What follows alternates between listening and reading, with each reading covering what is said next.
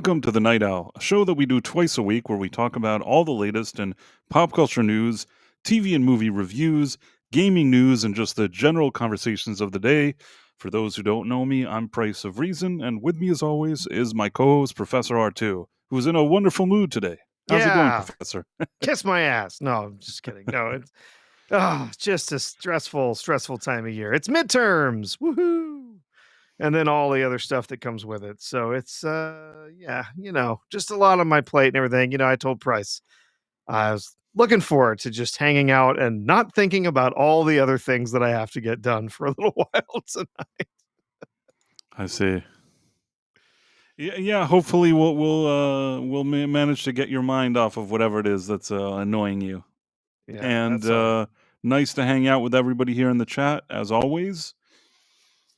And yeah, it's been quite an eventful few days. There's no That it shortage of things. has. Yeah, I mean, there's no shortage of things to go over because I just feel like there's so much going on. Well, Right. where do we start? Well, what's our first story? We said, oh, Trump stuns critics with Middle East deal. Yeah. So, I mean, obviously, I think people saw that there was the trip to Israel and then to the Middle East that he went with those other countries to meet, and that at least the hostages that are alive have been released. The remains have not fully been transferred, and I really hope they will be. Yeah. But the living hostages, he can take credit that he put that together, and they released them, and it looks like there's supposedly a ceasefire, although it's kind of shaky, but Little shaky, yeah. That little. as usual, as typically happens, Hamas not quite holding up their end of the deal. Um, I think that was to be expected on some level. They're claiming that this is just because of so much devastation, it's impossible to find these remains, whatever. So hard hard hard to I know what. get that, but at the same time, yeah, hard to know. I mean, I'll tell you what, these guys knew very well that this is valuable to them. They know how this works.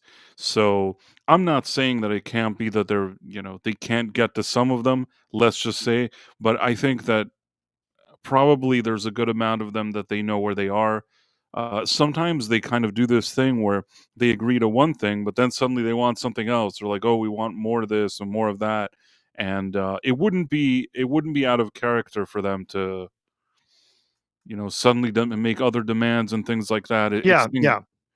And slow rolling stuff, instead of actually, following up with what they're supposed to do, kind of slow rolling on what they're actually, supposed to be delivering on. So, and in return, Israel has turned around and said, okay, well, we were supposed to open up this pass, for all kinds of aid to come in, and we're not going to do that because you haven't,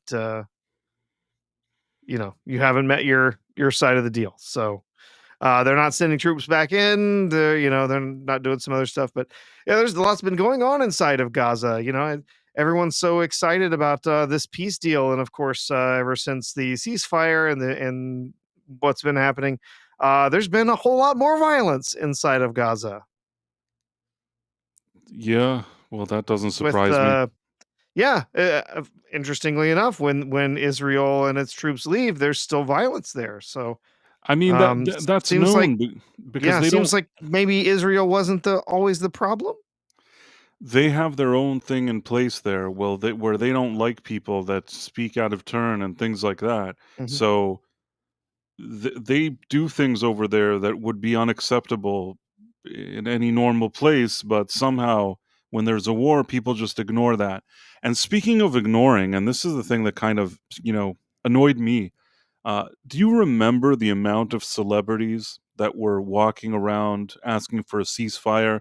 Mind you, not even mentioning that there were people killed in a terror attack or hostages involved or anything like that. They were walking around whining about a ceasefire.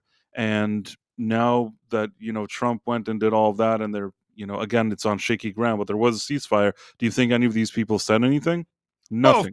of course not. Nothing. No, Nothing. I wouldn't say none of them, but not a lot of them. There are No, quite a not a few of lot of them, them. who are very yeah, it's hilarious. There's a post that's been going around, people have been sharing. It's one of those, oh, what do they call that? Uh, oh, it's an internet phenomenon where you have, you post something that's satirical, but it's so close to reality that people just automatically think it's real. What was it? I didn't see it. It was a post of, it was supposed to be a bunch of people cheering, or not cheering, but rioting in the streets or protesting in the streets saying, "We wanted a peace deal, but not because of Trump. We don't want this deal." Go and like all upset because the peace deal was Trump's peace deal. And a lot of people were sharing it saying, "See, these people are crazy." And it's like, no, that's Uh, all made up. It was fake, but it's just so close to reality, right? You see all these people that they don't actually want to talk about, uh, you know, the fact that, yeah, guess what? Trump was front and center in making this happen. I'm not saying he did it on his own. He most certainly didn't. There were a lot of people who were helping to make sure that these negotiations went through. Uh, and people inside his cabinet, people in other countries, other parts that were helping to make sure that y- y- they can make these deals, and the people will talk to the different groups, because some people would not engage directly with Israel, some groups would not engage directly with Hamas, and so they went back and forth, but they and eventually they all got here, and it was an effort that was led by Trump, led by his team, and yeah, they deserve credit, and they're getting some credit. There's a few people out of there there who are a are willing few. to cross There some lines, there and are a few. yeah. Sean Lenane gave a $2 Rumble rant. No one cares about the devil's playground in Gaza, Israel. Well, somebody cares, but you don't have to care, I suppose. Uh, yeah, what was I gonna say? And also, I see Marla Sharondoff. Hi, Marla. I see Tex Rogers. See a lot of people here, actually. In any case, so what I wanted to show you, I don't know if you remember this, because I always remember there are certain celebrities I remember how much like I saw them and I thought they were hypocrites and annoying.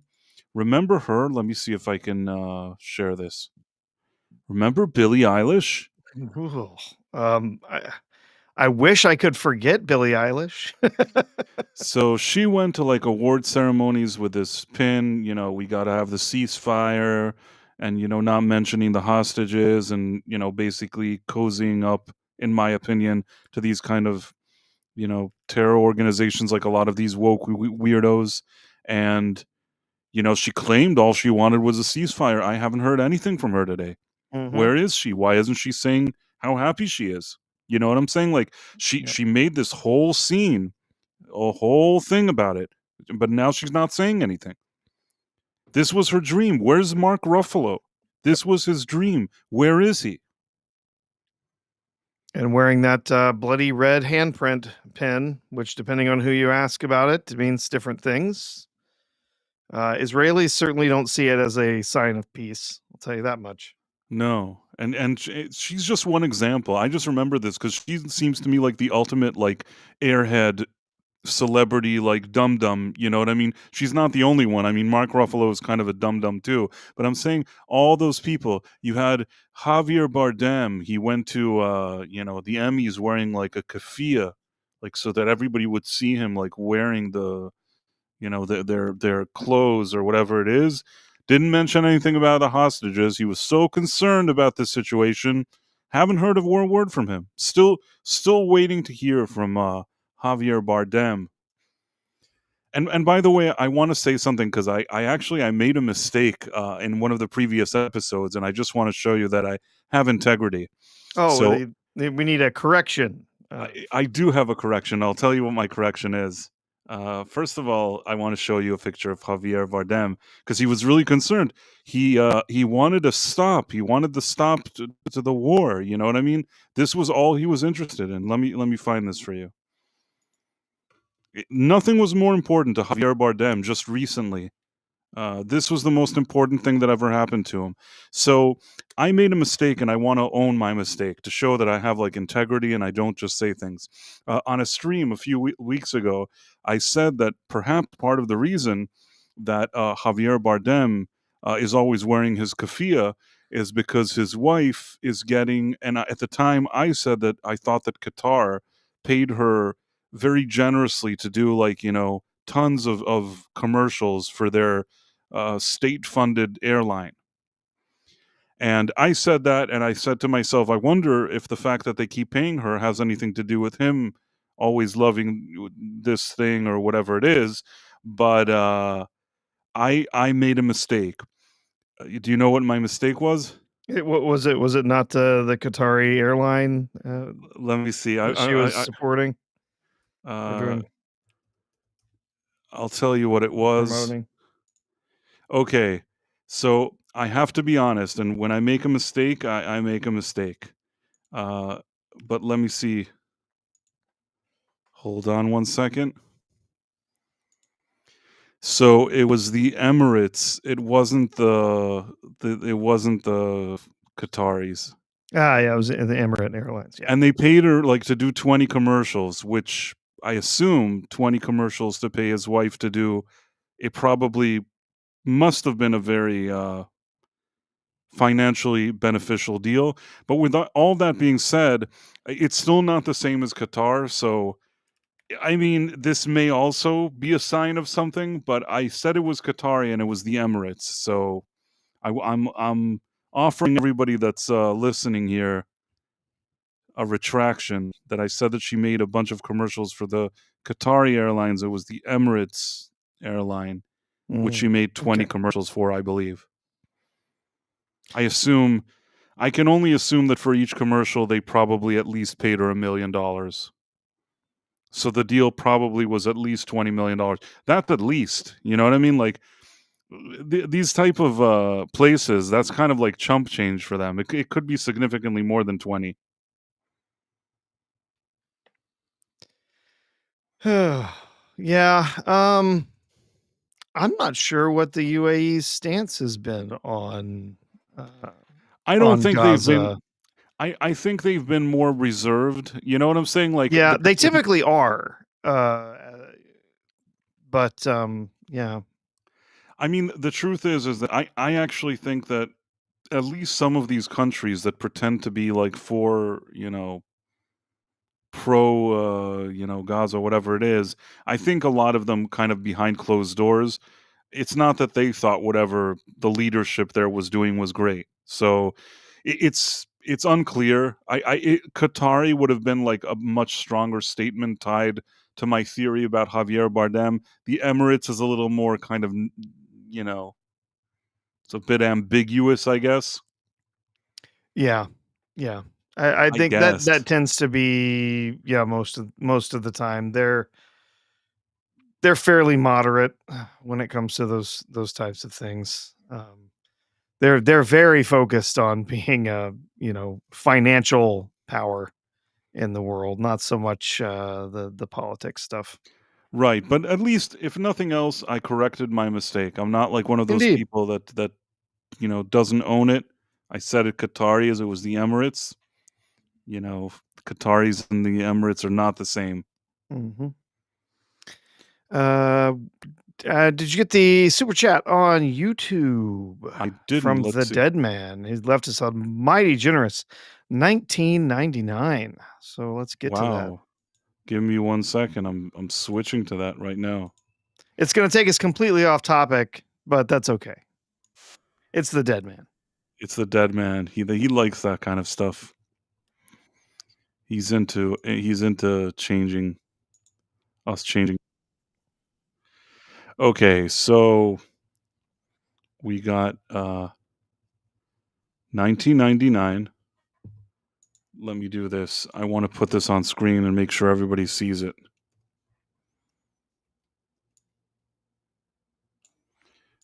Uh, Hold on 1 second. This is a technical thing that I have to put together.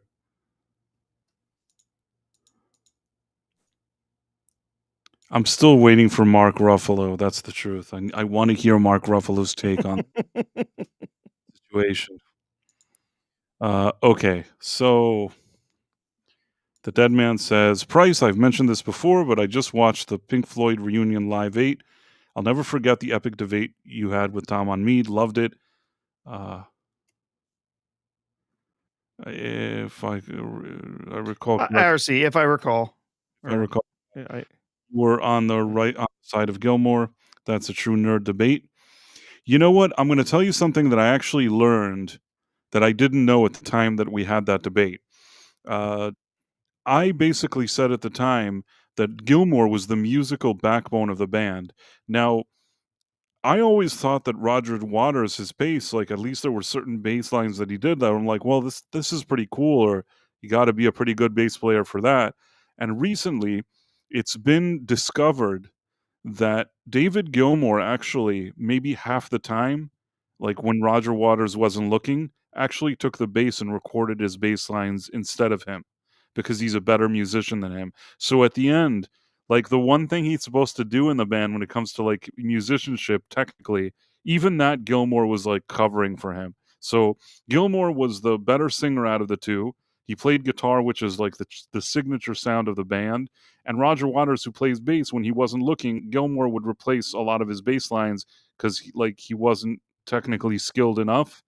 And learning all of this, I don't know how somebody could, try to make it seem like Waters is like the best thing that ever happened. Now, I'm not taking away from him that he's charismatic and had these interesting concepts, and you know, he wasn't a bum back in the day. I'm not going to say that, but whatever ideas he had would never have been able to take any kind of shape without the brilliance of David Gilmour. And the fact that you hear a song like "Hey You" and you hear the bass line there, which is like a fretless bass, which I always thought, wow, Waters really delivered here. That's actually Gilmore. So most of the time when you're like, "Oh, this is really cool," like in Animals, there's this cool bass line, Gilmore. So if every good bass line I hear, that's Gilmore too, it only enhances my theory that Waters was a decent idea man that had the privilege of working alongside somebody like David Gilmour, who was like one of the biggest musical geniuses of his generation. Istofobo says also Water is a pretty good studio engineer.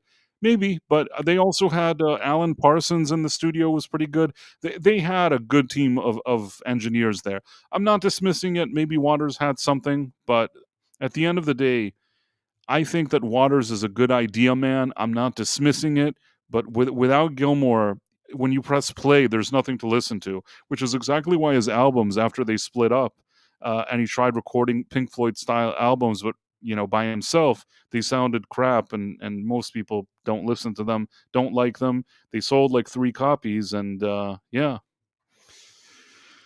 And what he does today, and this is the final sentence, the dead man will move on. What Waters does today is that it sounds like a cover band of Pink Floyd because he's not Gilmore and he can't sing and play. So he brings a guitar players that kind of can play like Gilmore and people that sing sort of like Gilmore, but they can't pull it off. So it actually doesn't, it sounds like a cover band. If you sound like a cover band and the other guy sounds like Pink Floyd, I think that's very telling. Uh, Istofobos Waters was expendable, Gilmore was not. Exactly. And final comment, and Dead Man, I hope you understand you're getting like the full, input here from me. Basically, uh, by the time that Waters thought that he was the best thing that ever happened and he thought that he could leave the band and be the best, like the king of the world, what he didn't realize is that they didn't need to reinvent the wheel. Didn't need to do Dark Side of the Moon or The Wall or Wish You Were Here or Animals. All they needed to do was take their massive catalog, go on a never-ending tour to any place that'll accept them and play all the songs that people love, and they could fill stadiums. And exactly when they hit that point, which is like if you're a band like Pink Floyd, that's the sweet spot. You know what I mean? The Rolling Stones. Are you familiar with the Rolling Stones, Professor? I am, yes. Are you? Enjoy some Rolling Stones. Do you know what was their single on the last? What was the name of the last album that they recorded? Um, Without googling, oh, I know, I couldn't tell you. What was their lead single on their last, like, album in recent year that they recorded? What was the single that they released? Couldn't tell you. Couldn't tell me. But if tomorrow they say that they're performing at, Madison Square Garden, do you think that there will be a lot of seats that are empty there? No. Exactly. Because at some point, you reach that kind of cool place where it doesn't matter what you released today or yesterday. Maybe it's good to release to do something just to have a song that you could say, "Hey, this is from our latest album," and then like they play it. But really, nobody cares. Nobody gives a shit, Professor. Sorry, Sean. Anybody that's going to the show, they want to hear Jumping Jack Flash. They want to hear Satisfaction. They want to hear Angie. They want to hear Stardom Up. Like Start Me Up, whatever it is. You know what I'm trying to say. There is a list of songs that people want to hear, and from throughout the years, those are the songs that they have to deliver. All that Do other sympathy for the devil. Woo! yeah, I mean, Sorry. all of that stuff. So, Istofobo says Angry was their last single. Nobody knows. Nobody knows. And I do remember seeing uh one of their recent albums. Maybe it was their last album. I remember seeing that they released the disc on a Zoetrope record. Have you seen those? The LPs that when they spin, you like get an animation on them or whatever. I just for some reason, like off the top of my head, I remember seeing that. But yeah. Oh, we have a mighty generous gift in YouTube. oh wait, what Price. is it? Okay, hold on. It's from Erwin of Nerd Ooh, Erwin from Wars. Nerd Wars. Yes, thank you, Erwin. He said he would do this, and it's very kind of him. Let me highlight this. I want to share this with everybody.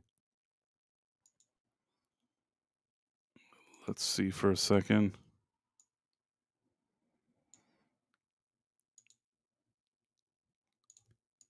I hope I'm still here. Am I still here? Still here. Oh, thank you. Thank you. Okay, so first of all, let me share what he did. And then he said, "Congrats on 10K."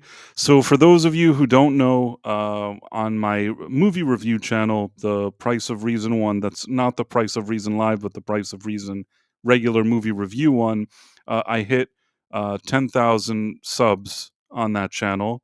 And it's a really funny story because uh, and I want to thank actually Erwin from or Nerd Wars because he kind of motivated me without even realizing. I had been doing videos and I really wasn't paying attention. I don't really, always check what other people are doing or how many subs they have. I actually thought that Badger had already hit the 10,000, but we sometimes hang out on Nerd Wars on Erwin's channel. Me, Angry Badger, and him, and sometimes Gooch. Also, shout out to Gooch Diabolical Souls, great guys, by the way. So Badger, I was under the impression he was already like past the 10,000, but there was some stream and Erwin was like, "Listen, do you guys know that there's this big competition?" And I'm like, "What?" And he's like, "Yeah, which one of you are going to get to 10,000 first?" And I said, like, "What?" And he's like, "Yeah, you and Badger. It's like it's a neck to neck. You guys are racing towards the finish line." And I think we were, I think we both had 9,000 and something at that moment. I really wasn't racing towards any finish line, but what happened is because of what he said to me, which I wasn't even interested in. Every time I got an alert, because I'm subscribed, of course, to Angry Badger, so every time I got an alert for a video of his or he's like has like a live stream, I'd click, and because of Erwin, I'd check to see how many subs he had, because he said it's a competition. So now, like, if I don't win it, I'm not winning the competition, right? So I think that it actually motivated me. Like a few times, I'm like, fine, I'll do another video. Like Erwin said, it's a competition. I have to compete. So I think it pushed me towards the end to make like a few more videos. And the funny thing is that he reached out to me and he's like, "Hey, you won, you got 10K." And I have to say that on the same day that I got 10K, Badger got 10K as well. He only got it maybe like a few hours after me. So I would rather look at this as like a joint win. For me, I'm really happy for Badger, and within the same like 24 hours, both of us got to 10K. Yeah. I'm really, really happy. I'm grateful, and I was actually going to be rather quiet about it. I feel like I'm allowing this celebration because I like Irwin and he brought it up. But if he wouldn't have said anything, I wouldn't have said anything. I didn't post anything on Yeah. Twitter. Haven't been saying anything about it. I'm just trying to do as the best I can, with the videos. And if people are enjoying them and people are subbing, then I'm really excited about that. But in any case, I do appreciate Irwin and even the kind of competition that he created here. Yeah. Well, Price has over 12,000 followers over on Rumble. You should he should get some memberships over there too. Nerd Wars says Price I'm wanted to kidding, split the Erwin. prize, so I gave Badger a congratulatory gifted also. Yeah, I mean the thing is that when he reached out to me, I think that I had just gotten 10K, and I looked at Badger, and Badger was like, he's like 9.98 or 9.99. It's like I said to him, let's just split it. You know what I mean? Let's whatever this prize is you were talking about, I'm happy to split it with him because like I said, overall I was happy. I think that's the best outcome for me. Friends both reaching the goal on the same day in the same 24 hours really, really doesn't matter in the big picture. If somebody happened to do it a few hours before, so it wasn't I'm looking at the positive thing that we both did it on the same day, right? uh Yeah. Nerd said Badger was like 20 or less away. That's what I'm saying, that I felt bad when you see, if you would have written me and you would have said you did it, and I looked and Badger had like 3, I would have, even then I would have felt bad. But like if you would have had like 9 and I would have had 10, I would have said okay, like well fine. But the fact that like he was just less than 20 away and like you you declared the winner, I kind of felt bad. He had just posted the video and like his numbers were going up. So probably by now, I don't know if by now he has more than me. I feel like by the end of this week, like Badger is gonna have like way more than me. Let's put it that way. Badger is very well liked. Yeah, Nerd War says everyone wins. Badger is very well liked. He gets invited to like all the coolest places. I guess I'm not as cool, but we both do what we do, and he's a very nice guy, and we both work hard, and I wish him success, and hopefully he feels the same about me. I think he does. And something technical strange is going on, so hold on. And there he goes. Well, I can share while he's gone. Here's what I was talking about that I was remembering. I was remembering this record because I remember seeing it in the shop. This was the Zoetrope records. Have you ever seen one of these, Price? Uh, Let me look. I've never seen this. It's Okay, like it's a whole. They do these for not just for the Rolling Stones. They do these for a whole bunch of different. They're special releases for, for different artists where they have these Zoetrope on here. So the Zoetrope is one of the original versions of animation. When it rotates, you see the different pictures in succession and it moves. And so with the record, when the record plays, if you look at one spot, there's like a moving element on the top of the thing, like it animates. So, oh, yeah, that's cool. I've seen a few of these. I just happen to remember. Yeah, I think this was, I'm not sure, it was just like 2014 or something, 2015. So there, it's like But yeah. animates. Yeah, when the record rotates, there's like a little animation on there. So you can see up close, there's like a little animated scroll. I think there's like a person walking or dancing or something like that here, and then their name animates and changes. It's pretty cool.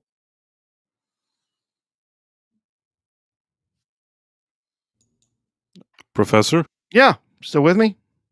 Yeah, I You suddenly blinked didn't out. hear You anything. I was you gone. you blinked out for a second. Yeah, I was trying to share something and now I don't even know where it is. Maybe it's this here. So, okay. The Dead Man sent another super chat for 199. First of all, Nerd Wars, thank you so much for the 20 Price of Reason Live gift memberships.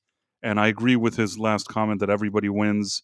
And I want to even thank him because I think that we were doing fine, I think both Badger and I, but the fact that he's like, "Oh, you gotta do it, you gotta do it," it actually gave me a bit of motivation. Again, there were a few moments that I'm like, "Oh, do I feel like doing a video now?" And then I heard Irwin in my mind, and he's like, "Dude, there's a competition." And I'm like, "Okay, like, I'll do another video." Like, can't disappoint Irwin, he said it was a competition. That really happened. And then the dead man says, "Price also has a secret channel." Truthfully, I actually have 2 secret channels. There's one channel I have that has 7 subscribers, which I launched once, but I just never got a chance to do what I wanted to do with it, and, I just kind of put it aside, thinking maybe at a later point I'll do something with it. And then there's another one which is like, super secret. Hmm. But the dead man knows, I guess. He knows. One of the super secret ones I did because I was gonna do some karaoke there from time to time. I think that that one has, like, 50 subscribers, and I think that the ones that are subscribed happen to like karaoke, but, those are just kind of emergency backup channels. I might buy a lottery ticket tomorrow. I have no context as to why you would buy one, but good luck with that. What happened to pork? Yeah, that's Price of Reason Confidential. There is a channel like that. Let me see if I can find it. That's funny that people even know exists.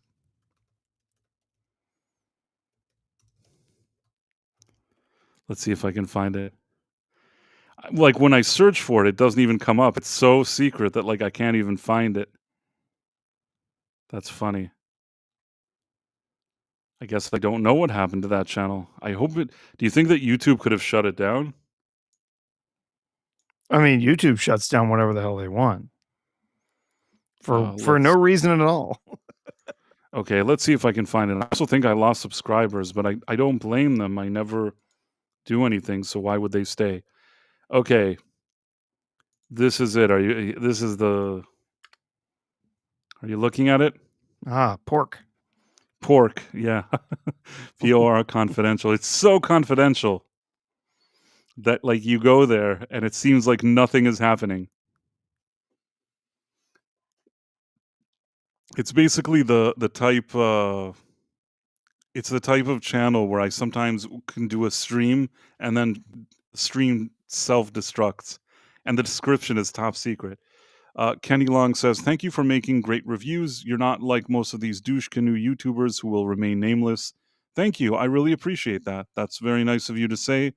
I've been doing what I do for a long time.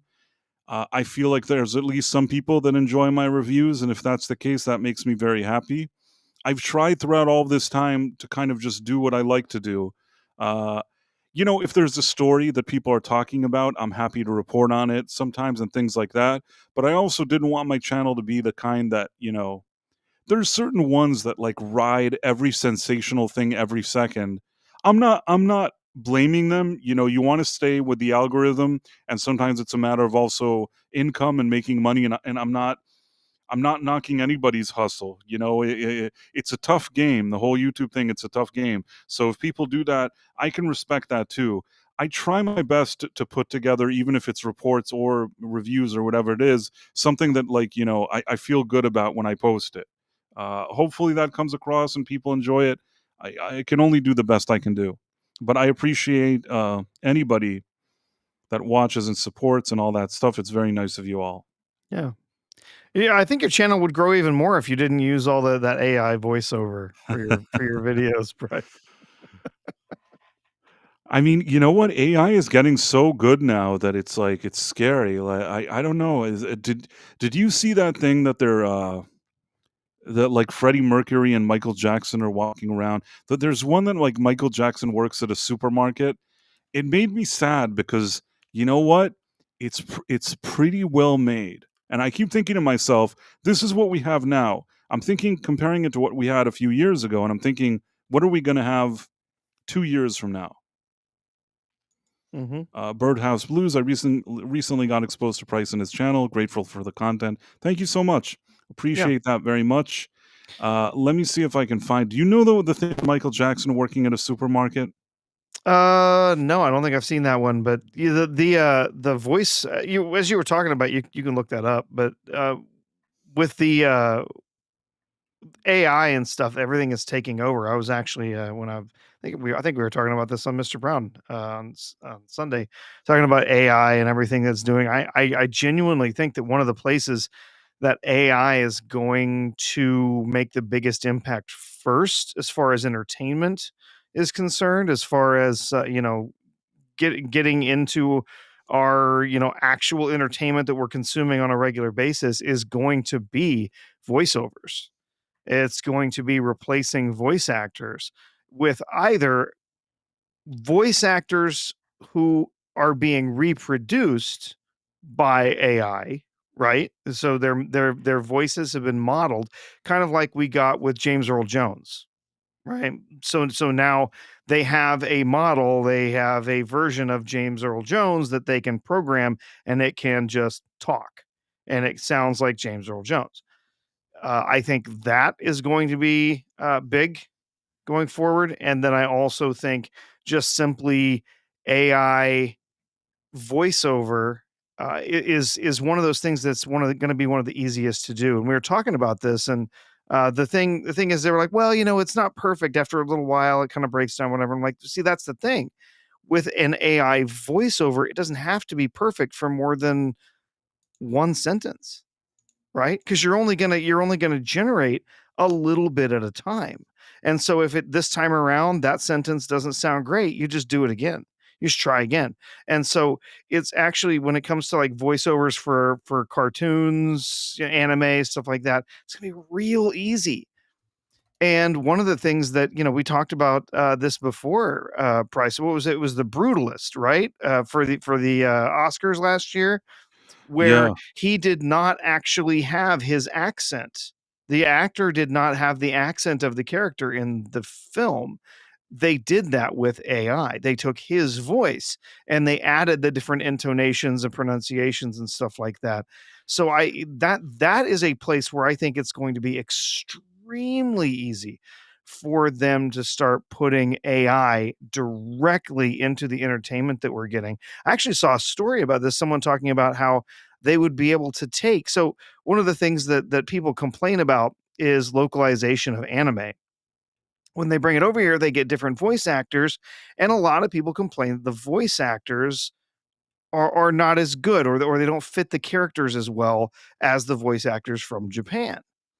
And there are, in a very, very limited number of occasions, there are actors from Japan who speak both Japanese and English and can come voice their characters in English. It's very rare though. But they've been talking about being able to take AI and have those actors use their voices and have them speak in English. So you would have the same voice actor, but they would be using AI to translate that voice, that for that Japanese voice actor, over to the character for the Americanized, version of the, with the dub in English.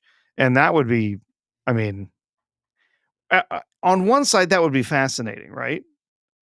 But on the other hand, it would be devastating for voice actors, right? It's not a very big profession. There's not a lot of people who do a lot of this work. We've got Marla Sherendorf here. We know, her sister does a lot of voiceover work, and I love her sister's voiceover work. Uh, Her sister is one of the best in the game, by the way. It's Absolutely, not no, and we're no not just saying question. that it's not because Marla is here and we're trying to be nice to her. There aren't many voice actors with the type of resume that Marla's sister has. Not at all, no, and This just, we're sheer we're not overselling it. talent. We're not I'm s overselling it. What'd you say? Of and just sheer talent, I'm serious. course. I T mean, Tara's one of the most talented voice actors we've had in generations. I love her work. It's fantastic. But we've and there's a lot of voice actors out there, very, very talented. It would be incredibly frustrating for people in that industry. Some very, very talented people who might start losing out on jobs. And I'm actually not even really that worried about the Tara Strongs and some of the others who are at the sort of the peak of that profession. I'm more worried about the people coming up in that profession, the young, people who are coming into that work that want to get started on their careers. We were, as I was saying, like, now they've got an AI for James Earl Jones. Well, in the past, what we would do is, well, we need someone to voice Darth Vader. And so you would go find another actor, say, we need someone to voice Darth Vader. And people would try out, they would give their versions, and we would find somebody who does the best version of Darth Vader to fill in that role. And now there's a job that we're not gonna hire anyone to fill that job anymore. We just have an AI that's just gonna do Darth Vader forever. Yeah, I mean, the thing is that just like with music, that each time they do a model on that kind of Suno thing, it gets better. When it comes to these kind of AI voices, that's getting better as well. I want to show you this thing with Freddie Mercury. It's like a video that has Freddie Mercury and Michael Jackson doing stupid things. And man, I mean, I looked at it and it's starting to be a bit worrying. Obviously, I can tell it's AI, but what's going to happen a year or two from now? And I really don't know. But let me show it to you. This is, I guess, Freddie Mercury and Michael Jackson and Elvis. Are you ready, Professor? Mhm. There's another super chat from Deadman, and we're going to get to it. I just want to look at this, and then we'll get to it. The Deadman. Wait a second. Your favorite mustache on the line, live from the grease pit. Flip the patty, feel the heat, rock and roll with the sesame beats, dude. Slide to the flavor, take a bite, oh wow. Juicy, golden, right here, right now. That's good. Fries in the rhythm, burger in the groove. Yo, what's good? We out here in Havana, man. Streets colorful, sun on us. Got my guy with me. What's up, people? Towering over Pac like always. I think these balconies almost my height, though. He don't fit in none of these cabs, man. We gotta walk it out. Everybody, it's Michael rocking the Goku fit tonight, sharing a little Saiyan style dinner with you. Oh my god. These are wacky, man. Oh no, this Sora stuff has been everywhere since they put out this app last Hello week. everyone, it's Freddie. It is currently October 5th, 2025, and I just want to say how much I love and miss you. I've been thinking about getting the band back together. Like, can you imagine Queen going on tour in the next... It says buy one, get one free on milk. Right, but it expired last July. We're in October, ma'am. Can't you just, override it? I could, but then I get written up, and I like this job. Hey, can I just...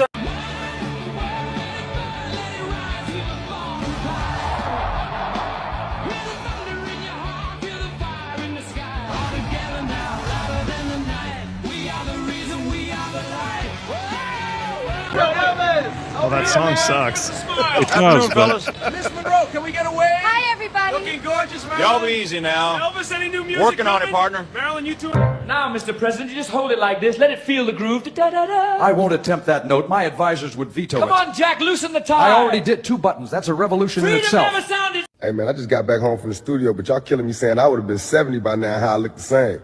Motherfucker, you think a thug like me with age? Come on, G, you know black don't crack. Young and rich, Mac. No way, Freddie Mercury? Prince? Is this real? It's real, man. How you doing? Hi, wow. Good to meet you. Peace, brother. I can't believe this is happening. We're just out for a stroll. Glad we ran into you. You guys just made my whole Listen, I know y'all been telling me the Biggie beef over with. And I need Marla to chill, Chernoff, but that y'all is really in motherfuckers poor know the taste. I Machiavelli got agree with anger you, issues. and there's also Every the time I question, all see his these heavy people are breathing, dead, and they're cross-eyed, bringing soft, them gummy back. body ass. When people talk about your performances, they say you make it look effortless. Do you feel that way on stage? I don't know if it ever feels easy. I think it's more like breathing. Listen, y'all, I know it ain't fair, but this top-heavy dude was talking reckless. Like, I won't give him straight buckets. Brooklyn, y'all hear that? I'm finna play real jail ball with this Tupac-looking motherfucker. Are you planning to keep filming those bloody fries? Or are you going to eat them? Good night, darling. Some estates have been getting upset at this dude, Rosef. Some aren't, Absolutely, and they rightfully really so. have. But I don't know how you can stop this. Freddie, come on. One loaf, one life to share. I've got the fire, I've got the bite. I'm the king of the neon night. Seriously, man. Don't stop the hunger, let it roll. Give him back. I'm surprised that these kind of apps even allow this, you know what You're I Amy mean? Winehouse? Last I checked, yeah. You alright, love? Yeah, I'm good. Just, wow. I didn't expect to see you here. Well, I didn't expect Hey, to probably Scribe, get how's it coffee, going? but New York's full of surprises. I'm a huge fan. This is the receipt, right? Yeah, but it was on sale last week. They said I could still get the price. Ma'am, the sale ended Sunday. Today's Thursday. I'm going to refund it for what you paid, okay? Is anybody gonna help Sir, me? I'll see you 1 second. All right, look at this. 3 kings on the couch. Y'all believe this? Hi, everyone. We're just hanging out, keeping it simple. Simple yet historic, my friend. Salute. Yeah, salute. No politics. Carolyn, over here. Give us a smile. Amy, look this way. You two out for the night? Just a little walk. That's Marilyn all. and Amy Winehouse. Amy, new record coming? Yeah, when it's ready, darling. Welcome to TikTok Afterlife Vlogs by your favorite It is thug, annoying. It the is annoying. I'll Machiavellian stop it beautiful in a Miss Monroe. second, but We plan on taking a trip to see them views in Paris, but But I think he'd like Havana. oh yeah, we think alike.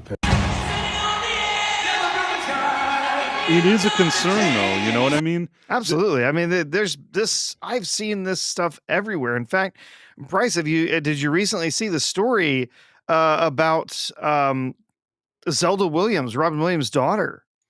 I did see that, and I thought that her response, if you can find that response, I thought it was good. Yeah. So she's talking about here's and here's again Sora, like we've been looking at. The biggest offender. The Yes. real Robin Williams never said this or this. Somewhere in heaven, there's a booking agent going, he's available Thursday, but only as a hologram. This isn't him either. Welcome back to the Cloud9 podcast. They're all fake. To casual viewers, they might seem funny or even inspiring. But Robin Williams' youngest daughter, Zelda, isn't laughing, pleading on social media for people to stop making and sending her these clips. So, yeah, I mean, going on and on, talking about it's gross, man. Yeah, if you're trying to tell me I've seen way worse, I'll restrict and move on. But please, if you've got any decency, just stop doing this to him and to me and to everyone even. Full stop. It's dumb. It's a waste of time and energy. And believe me, it's not what he'd want. And, if this even goes back, not even just to AI. Do you remember recently that Disney created an animatronic version of Walt that they put into their Disney parks? I recall something, but now remind me what that was. They've been wanting to create this animatronic skinwalker version of Walt, and it's one thing to go back. You're like, oh, we're going to recreate historical figures, right? We're going to go back and recreate George Washington or Benjamin Franklin. And it's another thing to say, oh, we're going to do a Hall of Presidents, and the presidents can actually say, okay, we allow our image to be used. But to go, to create this skinwalker animatronic version of Walt and his family, his living family that knew him as when they were kids, they're saying, please, for God's sake, stop. We do not want this. This is gross. He would not want to be recreated as this thing. And they asked numerous times. They said, please don't do this. Please don't make this animatronic Walt. And they did it anyway. So, yeah, I mean, I absolutely understand these people saying this is gross. This is nasty.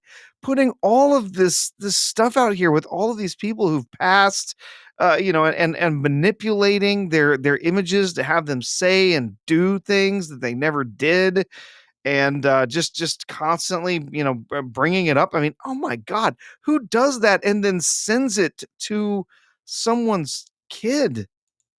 You know what I mean? Like, hey, I made this funny video of your dad who died tragically, when he took his own life. And, here it's a funny video where I made him say a different joke using an AI. No. Yuck. Absolutely just nasty. Yeah, these things have been everywhere. There's been Oh man, that one snaps back a little, huh? It's got a kick, but it's sweet. I like that. You handled it like a pro. How's the heat level right It's now? dancing on my tongue, little fire feet, but I'm good. Think you're ready to climb another rung? Ooh, that's got a kick. Usually the thing where they eat these stupid ribs, it's the hot wings, the hot wings thing. Yeah, the hot ones. It's such a stupid and generic thing that, like, when he does this, it almost looks like it almost looks real. You know what I mean? That's the scary part is that if you weren't paying attention, this almost could look real.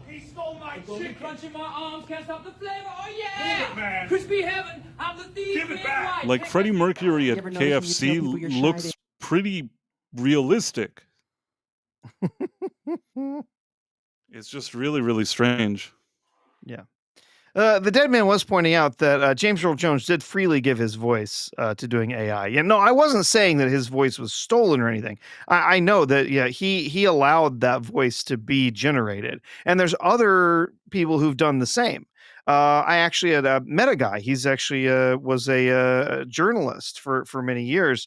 That he had a disease that caused him to slowly to lose his voice. He could only say a couple of words at a time, and they did a thing where he would pronounce words, and then they could create this model where he could type stuff out, and then it would read it in his voice. It would pronounce it in his voice.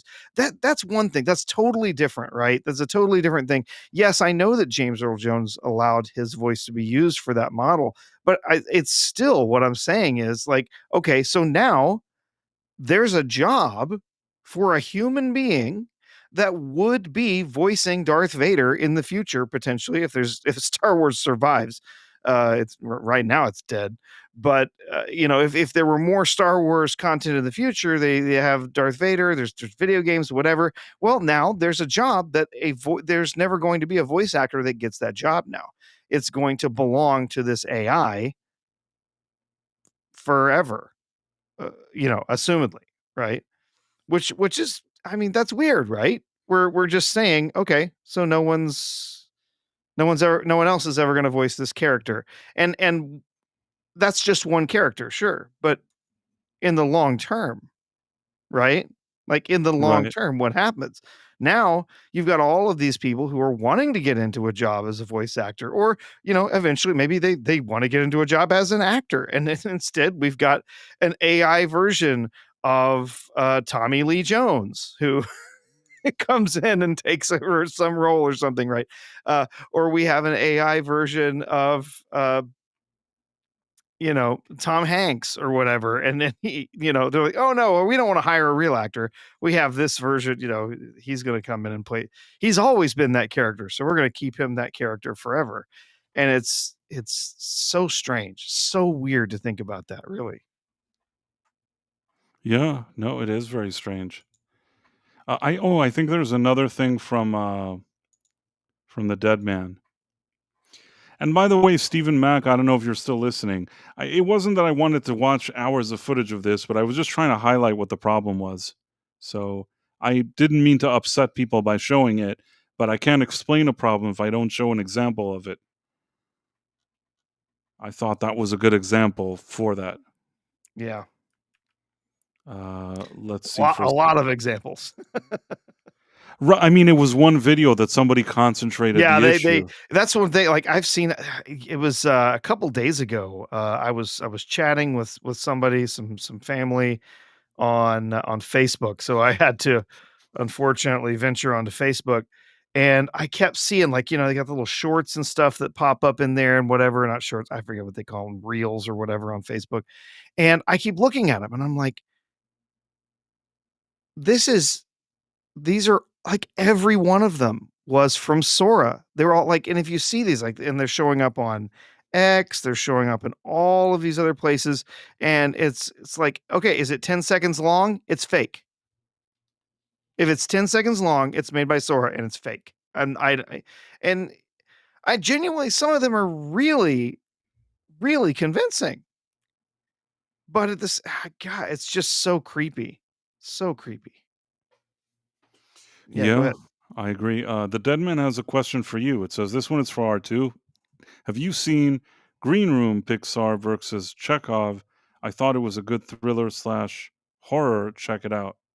I have not seen Green Room. I think he means Picard. Picard. It has the let's see. Oh, I thought I went here and pulled it up. Yeah, it has Patrick Stewart and it has Anton Yelchin, the one who played Chekhov in the reboots. So yeah, it has both of them. I have not seen that one. I've heard about it, and I actually heard good things. Someone else had told me at one point that What is that? I feel like I'm s- missing a reference here. a punk rock band is forced to fight for survival after witnessing a murder at a neo-Nazi skinhead bar. So, uh, Anton Yelchin plays I think he's like the lead guitarist for the band. And then you have, I mean, there's a few other well-known actors that were in this, but you have, It's called The Green Room? yeah, it's just called Green Room. Yeah. Oh, okay. But then I think in a small role, I think you get Patrick Stewart, who's kind of like the older leader, I think, of the greenheads, skinheads. I see.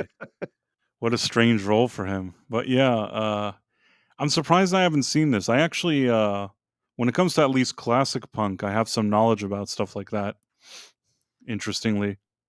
But I've never seen this, so interesting. And I am sad. I'm sad that Stephen Mack ran away. I wasn't suggesting that those clips were good. I want to make it clear that I was just showing it because I thought they were annoying. I was annoyed when I watched it, but maybe it wasn't fair of me to annoy you all by showing it. So, but I take responsibility for that. It was not meant to offend anybody. Anyhow, Yeah, you there's answer. so much of that stuff out there, man. Yeah, yeah. Unfortunately, yeah, I haven't seen it, Dead Man, but yeah, it's definitely one to check out. It seems like it All I'm might be saying solid. is that if this is what Sora can do now, imagine what Sora can do 2 years from now. You know what I'm Exactly. saying? Yeah. Yeah. No question. I mean, I think what's going to happen, what it's really going to come down to right now, there's a bunch of stuff that's being fought in the courts about what these models are allowed to do and what IPs and stuff they're going to be allowed to access. I think after a while, I think a lot of these more general models like this are going to face a lot of issues because, yeah, uh, the estates of this person and that person, the owners of this IP and that IP or whatever, are going to come in and say, "You can't do that. You can't create stuff that has our characters in it. You can't use the likenesses of these people, whatever. I don't care where you got the data. You can't do that." And so I really wonder how much of these are going to end up being hobbled by that kind of thing. But that's not to say that it can't be used, because what they can do then is that they can use these models to generate imagery, generate video of people that they do have rights to, actors, like young actors that they've gotten to sign over their likenesses and so on. I've read and I've heard that even for Marvel films, Disney stuff, like when they were signing their contracts, especially like the even like day players that would come on, had to sign contracts basically saying, "Yeah, you can use my likeness for whatever you want." And that's really screwed up, right? That they could potentially say, "Oh, well, you signed this contract when you were part of Winter Soldier or whatever all these years ago, and now we have your likeness and we can use you for whatever we want." Right, and I mean, these days, imagine you're like a starving actor. What are you gonna do? You'll just say fine, and then they'll always use your likeness. It is a problem. But soon they're not even gonna need any actors. Like maybe you'll need a few main actors, but then a lot of stuff that maybe you used to give extras or a lot of things like that, that's gonna be gone. They're just gonna put in some AI and that'll be it. That happened, by the way. I think with maybe not. Maybe they duplicated extras in Rings of Power. Mhm. There were scenes that suddenly they like copy pasted the same extra all over the place. I wouldn't doubt it. It was funny because like they're like, we have $1 billion, and it's like that's what you did with your $1 billion. You copied and pasted the same extra in multiple places. It was really embarrassing. Yeah. But yeah. Well, you can't stop technology, and maybe some of these AIs are going to be some of them will have restrictions put on them, but I feel like there'll be people that make AIs that don't have restrictions. Yeah. I mean, it's all changing so fast, Price. I have no idea. We're just gonna have to wait and see exactly what happens with the courts and some of these businesses that are, really, really threatening a lot of these companies to say, no, you can't use this likeness, you can't use this IP, you can't you do these things. It was interesting because when Sora came out, actually, I know someone who was spending a lot of time playing around with it, and they were actually saying that. Oh, I was able to, create this thing, and my friend, they were able to create this scene where they had R2D2 and I think I said Chewbacca or something in it. They were able to do, but then when I tried to do it, it didn't work. And so they were saying like it's almost like they were squashing bugs, right? Like, uh-oh, that one let them correct, use this IP. We're gonna have to shut that down. And then, but they were saying there were other things that were working fine, like they were able to do something with the Smurfs, and they were able to do something with Nintendo characters, and then they were able to do something else with what was the other thing that they said was a big IP they were able to do something with? Oh, they had SpongeBob. They were able to generate output that had SpongeBob in it, and gosh, I feel like there was something else, but yeah, it's like there were some things that were just fine. They could get away with, yeah, we can do it, whatever. And then there were other things that it would just shut it down immediately. Like, no, not going to let you do that stuff at all. So, not to go to dark places, but you realize also that they're going to to be able to take like women and make like naughty videos with them. oh, there's definitely going to be some of that. There's going to be some of that going on pretty quickly. In fact, Y- in you fact, know, there is already quite a bit of you're right. There is. AI generated pornography. I Yeah, just it's want to say already out there. Tim Hayes says, according to the late Claudio, it's called P. Hard. He's talking about the show Picard. Yeah, Claudio was really good at coming up with names for projects that suck, and that was one of his specialties. And yes, P. Hard was good. But back to what you were saying, I'm going to tell you that even before this recent round of AI, even in recent years, sometime like on X, I browsed, and you know how sometimes on X a naughty clip comes up, even though it surprises you that it's there. hmm Like, I think there's less of it, but there was a time where there was a lot of naughty, what is it, not suitable for work or whatever you wanna call it? yeah, Uh, NSFW. yeah, so basically, I wouldn't ask for it, but suddenly something would come up, and there were a few situations that, like, known Hollywood actresses, suddenly I saw a video of them, doing something naughty, and it was obviously not them. Even then, as sort of like a deep fake, they were able in that case, this is like the pre what's going on now. They'd have an actress maybe who's sort of like in that industry, and they'd film with her, and then there would be like a deep fake face, and then it looks like the celebrity is doing the naughty things. Now now you won't even need the fake woman. Nope. Like, you understand what you won't need the actress to pretend to do the deep fake. You won't need anything. You'll just put in a prompt. Even that woman is gonna lose her job. Even the lady in the naughty video is going to lose her job, Professor. Imagine that. I mean, it wasn't such a great job to begin with, but it Yeah. is a job, and it's one of the oldest professions, I've been told. Yes. Well, and that's the thing too. I mean, think about it. Like, don't want to get too descriptive, but once you can start creating this content with virtual AI generated characters, uh, you can have them do whatever you want, right? It could be designed for any particular tastes that certain people might have, and it can be generated basically on demand too, right? So Yep. not only not only are we saying like, oh yeah, we would certain people would be out of a job, but you could also create all sorts of different things that cater to any number of different unhealthy instincts. Let's say that. Right. Yeah, no, I mean, there's a whole somebody wrote here, it's like the Wild West, and it's absolutely that. Yep. But, what was I gonna say? There was something that I was gonna say, and I can't remember what that. Oh, I think that I think that it was, Istophobos sent me something. He posted a new video. I guess he said it's the first time he ever posted a video. He posted a video Face reveal?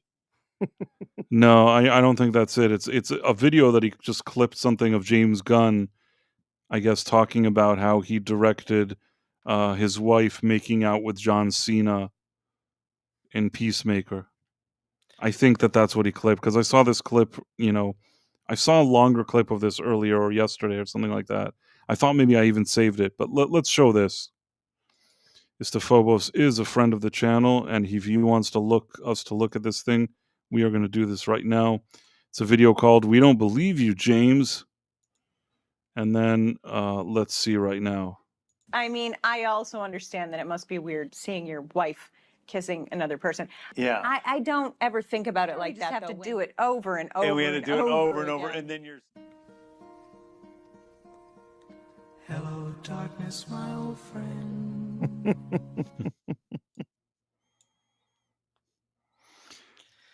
Oh, that's one take. The other take, Isto, would be that James Gunn's into that shit. James Gunn is very weird. He's a very weird guy, and I don't know what to tell you at this point. James Gunn is into the little chair in the corner of the hotel room. Birdhouse Blue says OpenAI to allow mature content on ChatGPT for adult verified users. I don't know how to. I can't really copy that link, but I believe you. And it whole can of worms, in my opinion. Yeah, no, he puts his wife in his movie. I wonder. I hope he never does a movie where the character of his wife and the character that his brothers play are going to be is going to be a couple. But with James Gunn, you never know. Yep. Yeah, I've seen this story as well, Birdhouse Blues. I can share it real quick. Yeah, so they're saying basically they're going to allow more adult rated content to be generated by Chat GPT, but it has to be with people who are verified with them, and I think it's going to has to be paid accounts too. OpenAI will allow mature content for ChatGPT users who verify their age on the platform. As we roll out age gating more fully, we'll treat our adult users like adults. We'll allow even more like erotica oh, that's fantastic. Yeah. So it's going to be writing, not that it's difficult to write, bodice rippers. I actually, when many years ago, when I briefly worked at a bookstore, one of the ladies that I worked with had actually just sold her first romance novel to Harlequin. I read a few pages of it and said, "That's great. Congratulations." I'm not reading anymore. Thank you. But yeah, if you want your ChatGPT to respond in a very human-like way or use a ton of emoji or act like a friend, ChatGPT should do it, but only if you want it, not because we're usage maxing. Anyway, yeah. So yeah, there's not saying that ChatGPT is going to be generating filthy imagery, but it will be able to swear.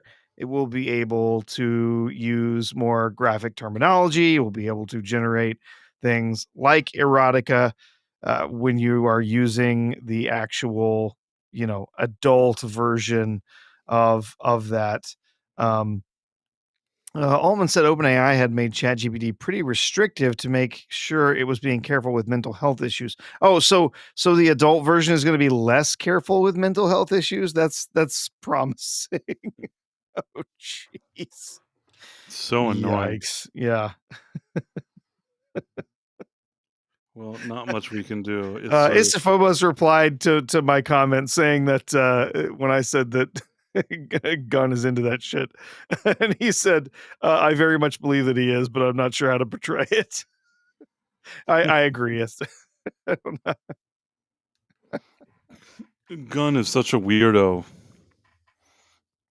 I don't know if you saw, but he said in some interview that Supergirl is kind of going to remind people of Guardians of the Galaxy. And it's like everything you do reminds people of Guardians of the Galaxy, and not in a good way. It worked for Guardians of the Galaxy. It worked fine for that, but you can't make everything Guardians of the Galaxy. And that's basically all he tries to do. He just wants every single property he does to remind people of Guardians of the Galaxy. Yep. That is that's all he knows, man. He knows how to write quirky characters, and he knows how to write ensemble pieces. I think he proved that he's totally failed at being able to write a central, heroic character like Superman.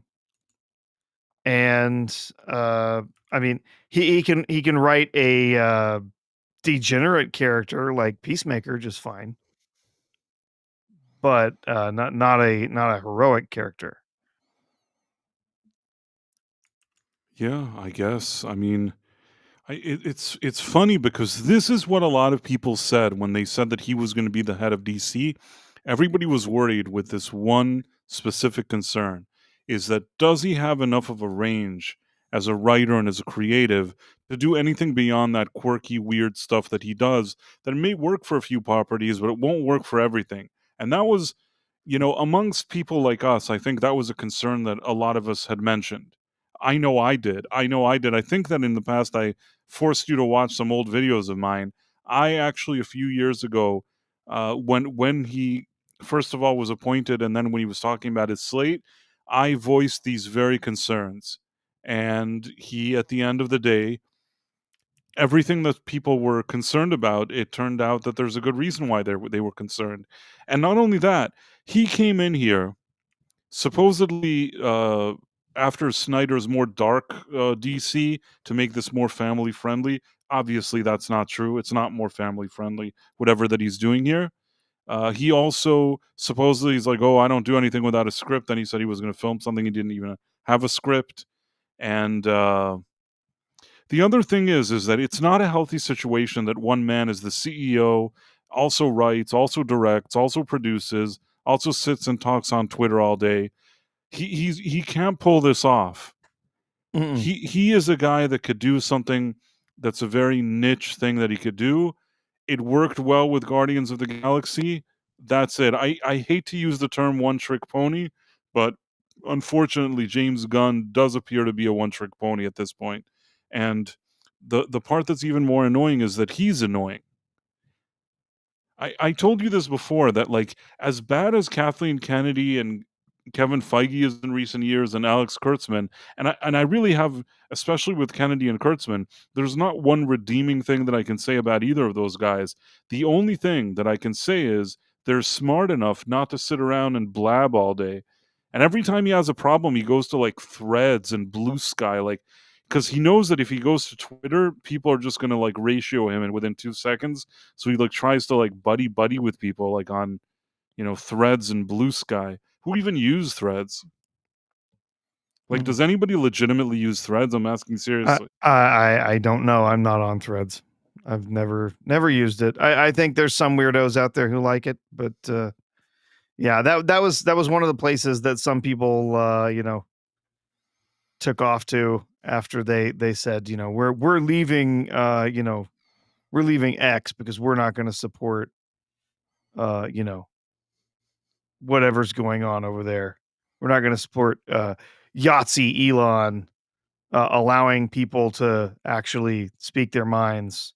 And what we really hate is when people come in and community note our posts, which were total lies. We really hate that. So they all left and went to Blue Sky with all the PDF files and headed off to Threads and other weird places. But no, I have no interest in joining Threads. Yeah, I don't. I don't even. I barely touch Instagram. I avoid Facebook as much as humanly possible. Same. Those are things that, like, it could be that, like, once a year I'll log in just to. I don't even know why I log into this stuff. Yeah, yeah. The funny thing is, I've told you this before, I think, is that these days I sometimes go into Facebook and I'm going in there as myself. I'm not Price of Reason. And it's funny as myself, especially with all these people that either people I've known for years or people in different circles, I never say anything. Like, my opinions, I would never tell them to any of those people. Oh yeah, no, I saw. I had a friend, and I was on Facebook earlier. Like I said, chatting with some family about something. But I saw a friend's post. A friend who's he's not a hard leftist, but he's one of those that like just always reposts everything he sees. Every little leftist talking point. And he posted this video about gun violence and showing this graph. And I looked at it for like 10 seconds and I said, it's just manipulative. First of all, it's got music playing over it that's all like dour and sad, showing, oh, look at this graph of gun violence and how crazy it's gotten, and oh, there's so much gun and all that stuff. And I'm like, where's the data from? There's absolutely nothing here that says anywhere about where the data is from, how it was collected, and nothing about you're claiming that this is all this gun violence. You're claiming these numbers. Where these numbers come from? This is. Do you just believe everything you see on the internet? Do you ever question anything? Because I immediately look at it and I say, where'd that data come from? Because there's some suspicious numbers in there. Like claiming that there's already been like 5,000 people involved in mass shootings in the US in 2025. And I'm like, we're only, 3/4 through the year. That there's no way that number's not right. Actually, I know, because I recently read something that's actually down over the last couple of years. So like it took me like 2 seconds to go look something up and be like, yeah, I can see where they think they got this data from, and it's BS. Right? So I don't know. It's ridiculous. But yeah, I try and stay off those things as much as I can. Yeah, I just don't engage. I don't want to. I don't want to get into it with these people because there's no changing their minds. Right. I'm trying to think. Did I show that the dead man got a poop emoji? I wasn't sure if I showed that. No, I think we missed that. We had Tim Hayes with his 9 months, and then dead man with 99-cent poop sticker. Thank you, dead man. We appreciate that. Always. We're always happy to get your poop. We're kind of all over the place. Let's just finish the initial thing. I don't know how we got all go all the way. All the way back. Super chats, man. Super chats will always send us spinning off into. So I think that Jimmy Kimmel had to admit that Trump did something good or something. Jimmy Kimmel, the Clintons. Gosh, there were a few other people. Biden came out and said something. Positive about Trump, about his work in Gaza. There were a few other big names. I'm trying to find if I can find a video. Let's see. I can't for some reason I can't find the video of Kimmel saying that. And I feel like with all of the fact that he said something good, he like piled a bunch of like shitty comments before and after, of course. You know, he wasn't it's like I feel like for Colbert and Kimmel to say something positive, and they suffered while saying that. Oh yeah, absolutely. I think that they were uh, perhaps pinching themselves while having to say it or something. I don't know. Right, Jimmy Kimmel, Stephen Colbert give Trump credit for Gaza ceasefire. Finally, did something positive. I mean, I guess it's better that they say that than they don't, but it's like so begrudgingly what they're doing here. They're like both of them attack him like in from all different directions. At the end, like have to say like some sentence that they feel like it seem like they're in pain that they even have to say that. It's very odd that like objectively he did something good. Like you said, Clinton said something, and when people asked Trump, he was even gracious about it. He's like, "Oh well, I like the Clintons." He was like actually nice for a second, and he didn't have to be, but I think that I mean, objectively, he landed there, and they released the living hostages. I mean, that is a big deal, and I really think that he's the one that made it happen. Meaning it's not like a Yeah. fluke that it happened. I think he actually put time and effort and his team and all that stuff to actually make that happen. And Yeah. yeah, I What? mean, hello? Hello. Can you hear me? Yes. What happened? I don't know. Something happened. I never stopped hearing you. I don't know. You sounded weird for a second, so I Oh, didn't know. okay. Yeah, maybe my internet dropped It's out for a okay. second or something. In any case, the bottom line is that the comments are most of the people didn't say anything at all, and the ones that did like seemed like it was the worst day in their life that they had to admit that something good happened. And I don't think it should be that way. I think that at the end of the day, if you have a president that did something good, I think people should be okay. Well, this is good. Uh, I mean, I myself, it's like it's not that politicians everything they do is always good, but I think in this case he did something good, and it's fine to say it, and shouldn't be such a big deal, and shouldn't be a bunch of bitter people having to admit it. And where's Mark Ruffalo? Don't know, man. It was very Don't important to him. know. Do you think that if we see Javier Bardem, he's still wearing the keffiyeh now? Do you think Greta? Where's Greta? Where's Greta? This was her dream. Oh, Where is she? this she is desperately trying to find the next thing to attach herself to. Yeah. What are So all these people are going to do? There's so many that attach themselves to this specific thing. I mean, hopefully they really will stop. I mean, I guess if there's like a collapse of it, they can continue the grift or whatever you want to call it. But what are these people are going to do? That this was their whole life.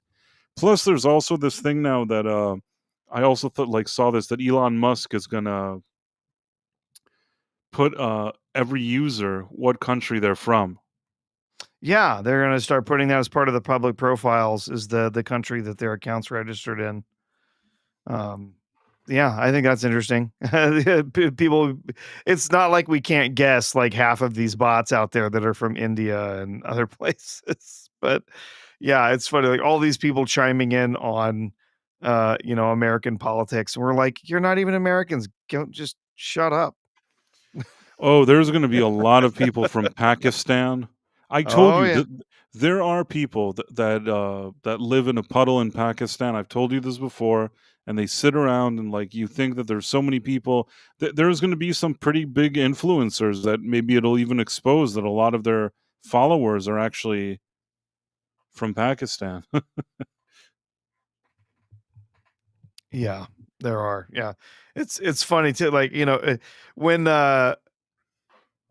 when Elon's done polls and stuff like that in the past, people have been like, "But yeah, they're not American." Like, You're asking questions about America, but yet you can't, make this poll so it's only filled out by Americans. So who cares? Right. No, that's all true. That's all true. And there have been people that have abused this system to try to like push public opinion by having this kind of bot farm in Pakistan or whatever it is. I still think that some people will be able to fool Elon Musk as to where they're from. I mean, what's to stop them to pretend they're from America or to use a VPN or things like that? So I don't think it's going to be that simple. No, I'm sure there's going to be plenty of stuff that happens like that where people create their accounts in different places. Yeah, I figure. There's going to be a whole. Yeah, there's always a solution to people that are like bad faith actors. They always find a solution. I They do think. indeed. They do indeed. Oh well. Oh, did we have a video of, or we just got just an image of Kimmel? Yeah, I don't know. I didn't find the thing. There were other videos that he's like taking digs at him. I didn't find the one that he's like giving him a compliment for some reason. That's okay. No one watches Kimmel anyway. Nobody watches it. His whole like all of his ratings tanked. Somebody here wrote that like, WDW Pro, like he looked at numbers today and Disney lost a lot of money. I'm not saying that he didn't do that, and he certainly works hard, WDW Pro, but the truth is, you don't need to really dissect all their numbers to know that they've lost a ton of money at the box office this year. Almost every movie of theirs has been some embarrassing box office disaster. Oh yeah, I mean if you look at all of the films that have come out this year, what do we got the year started with Captain America: Brave New Worlds, huge flop. We moved on and we had Snow White, huge flop. We went on. We had other things like Elio, and we had Thunderbolts, and we had Fantastic Four, all flops, all bombs. We had then Tron Ares, probably surprisingly, even after Snow White, this may be the biggest bomb of the year. It's a disaster. And then we have others that have done okay. We had the Stitch live action one that did really well. We had Freakier Friday. I think that one, because it had a really low budget, it did okay, but I don't think it made back its budget.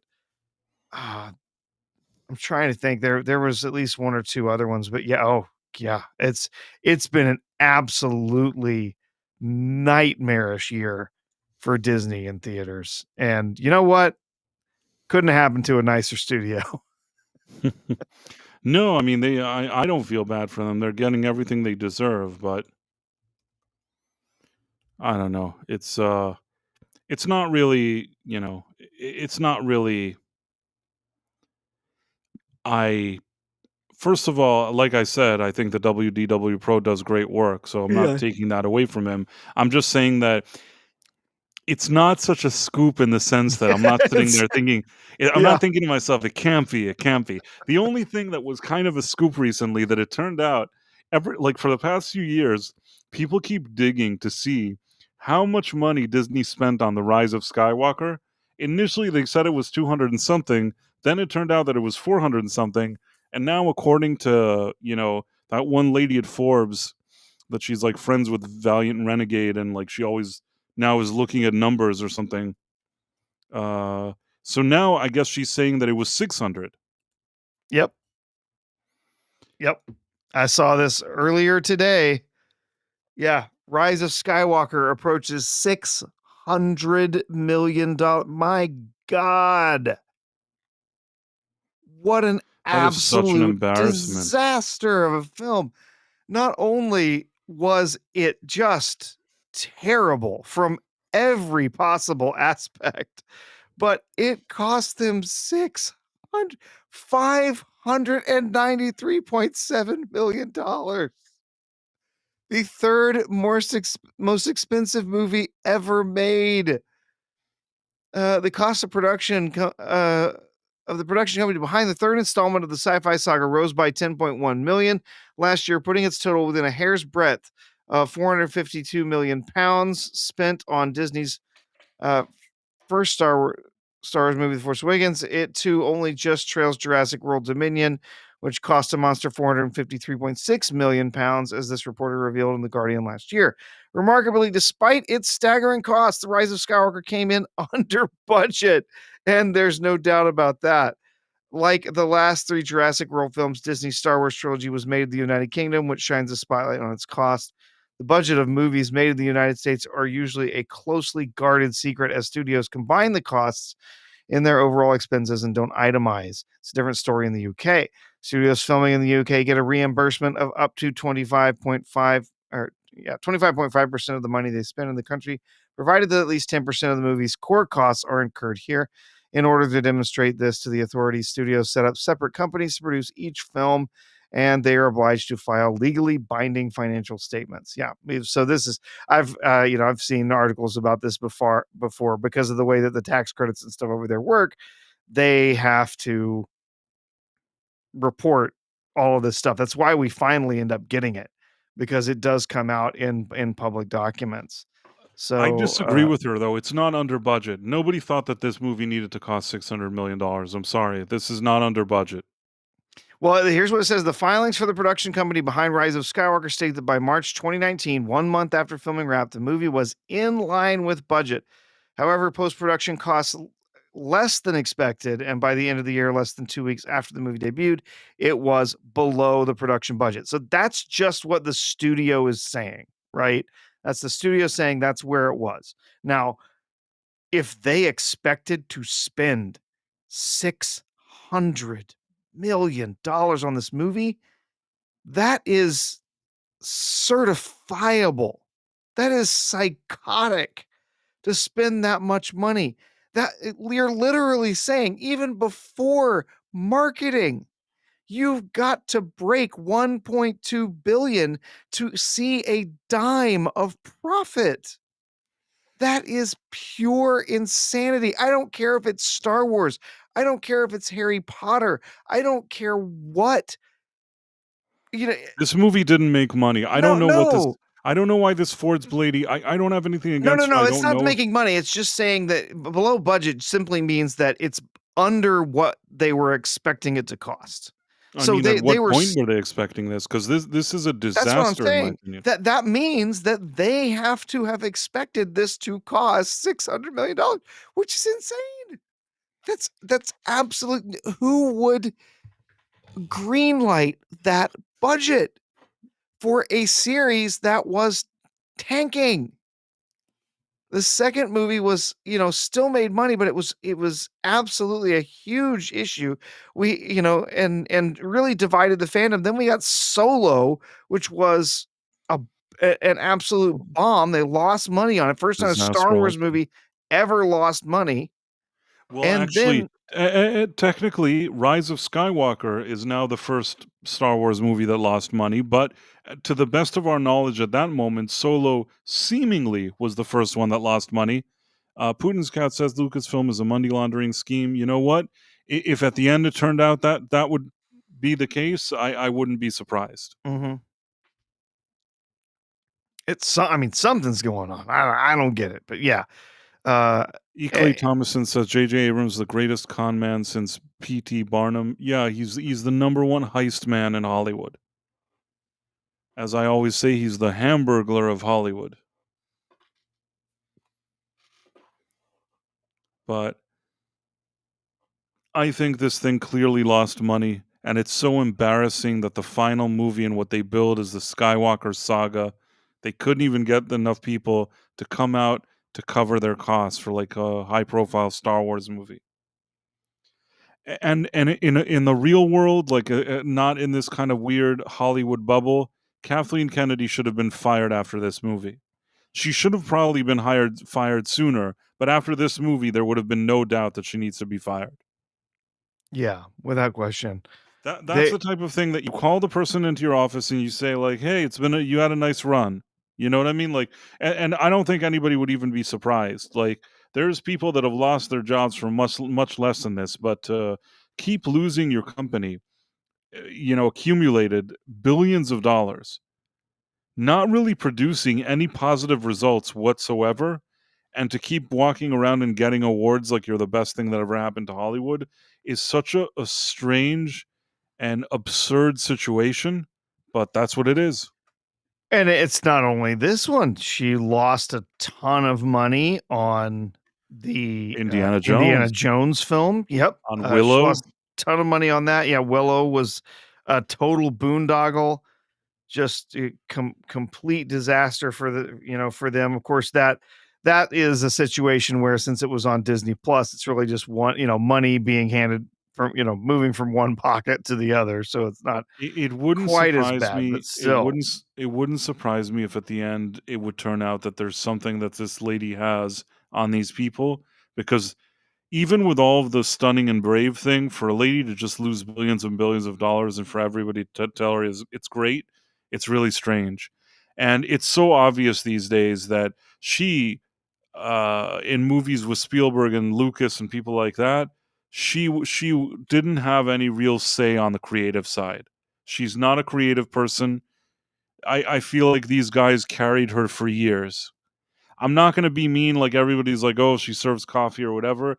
I'm saying maybe there was something that she did in that kind of administrative uh, aspect, and maybe some things she did okay, but she doesn't have a track record that supports why she would even be the president of Yeah, Lucasfilm. yeah. As a producer, and again, I wouldn't be one either who would say like, oh yeah, she would just made coffee. No, I mean she was involved as a producer, and I think that there are skills, there are things that people can be solid at in their roles where they can work as a producer and do a great job at that, being organized, being focused, being able to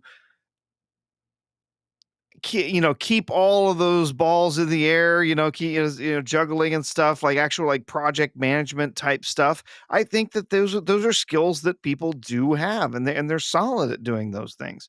I have to say, when Unfortunately, you said that she kept a lot of balls in the air, I had a thought that probably shouldn't have popped into my mind.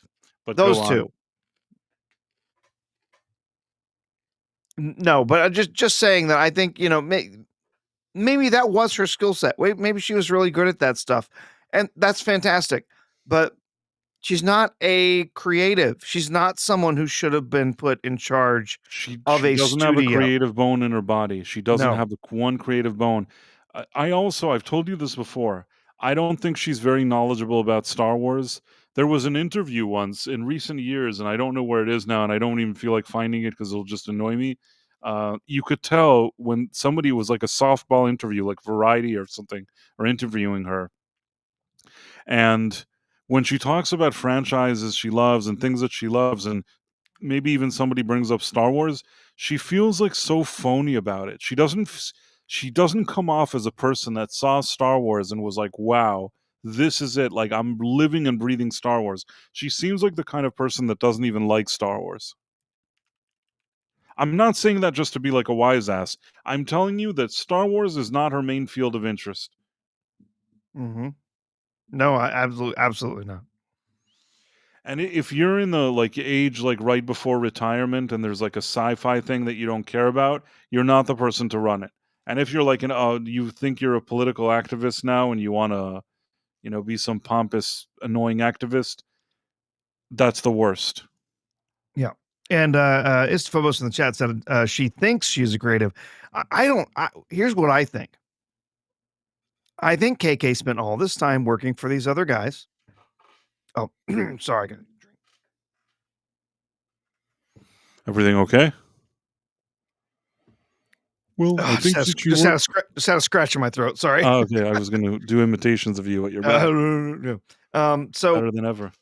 she worked with, with all of these guys, with Lucas, with Spielberg, and I think she looked at what they did and said, "Oh, what they do is easy.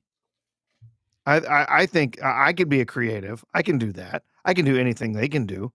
That they're, being a creative is an easy job.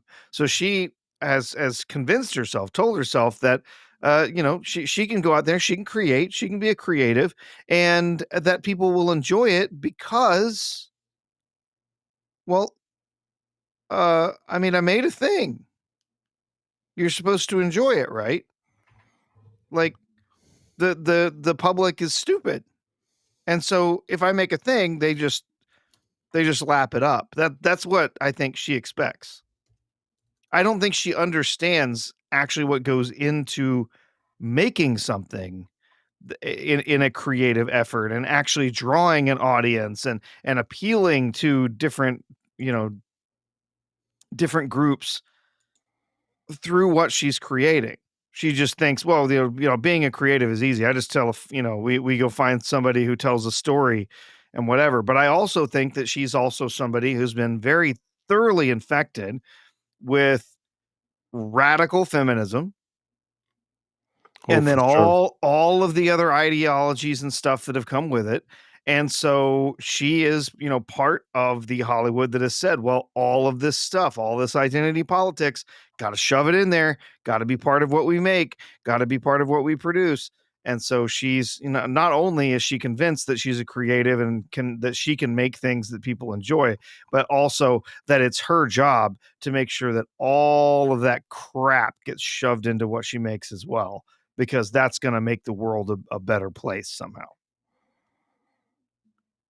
Yeah. I wanted to show you something, but I can't find it now. Ugh. So, I don't know, I saw recently I never understood why Reddit annoys people, but recently I noticed that there were people talking about me on Reddit. Oh my God, you don't know why Reddit annoys people? It's very annoying. It's horrifying. I used to spend time, this is years ago. I used to spend time on Reddit, a couple of groups that I was a part of for various reasons. But so over especially just the last 3 to 4 years, that place has become one of the most vile corners of the internet. I mean, awful, absolutely horrible. They have so many people that help, to run that, that it has become just this space full of just the most hateful, angry. I mean, it's hilarious. Did you see the thing today about all of these? There were supposedly some tweets that came out, or not? They weren't tweets. They were some social media network or something, some group chats or something for a bunch of like college Republicans, so young guys, uh, that came out and they were saying, "Oh, look at all the horrible things they're saying about gas chambers and whatever." First of all, it was all taken completely out of context. I First of will all, I will get to that in a second because Yeah. that's a separate thing that I actually wanted to discuss. So Yeah. it was just kind of a downer, but I'll get to it. Yeah, I yeah. wanted to, What I was gonna say is like that stuff. I read some of the stuff that was out there. First of all, again, it was all taken out of context. But Reddit, you can go on Reddit and find things way more vile than that way in like worse, way in worse. like just a few minutes. I will say we'll get into that in a second, but I'll say that you're not wrong on the one hand, but I do have some thoughts on what you just mentioned, but we'll get to that in a second. I want to just show you. I didn't realize that people sit around. I mean, I don't really care. They look at my thumbnails, and then there was one thing that I thought, like, I don't know if this is with this one.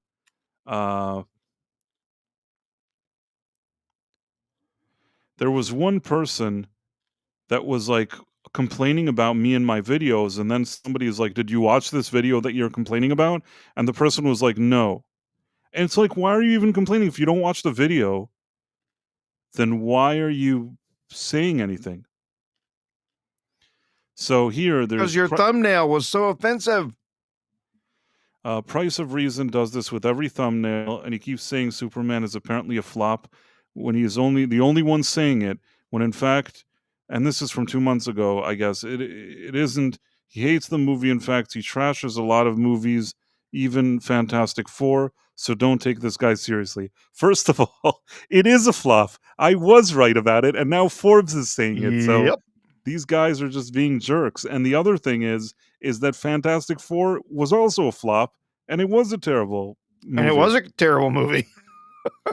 Right. And then I'm trying to see where. Oh, yeah. This is the thing.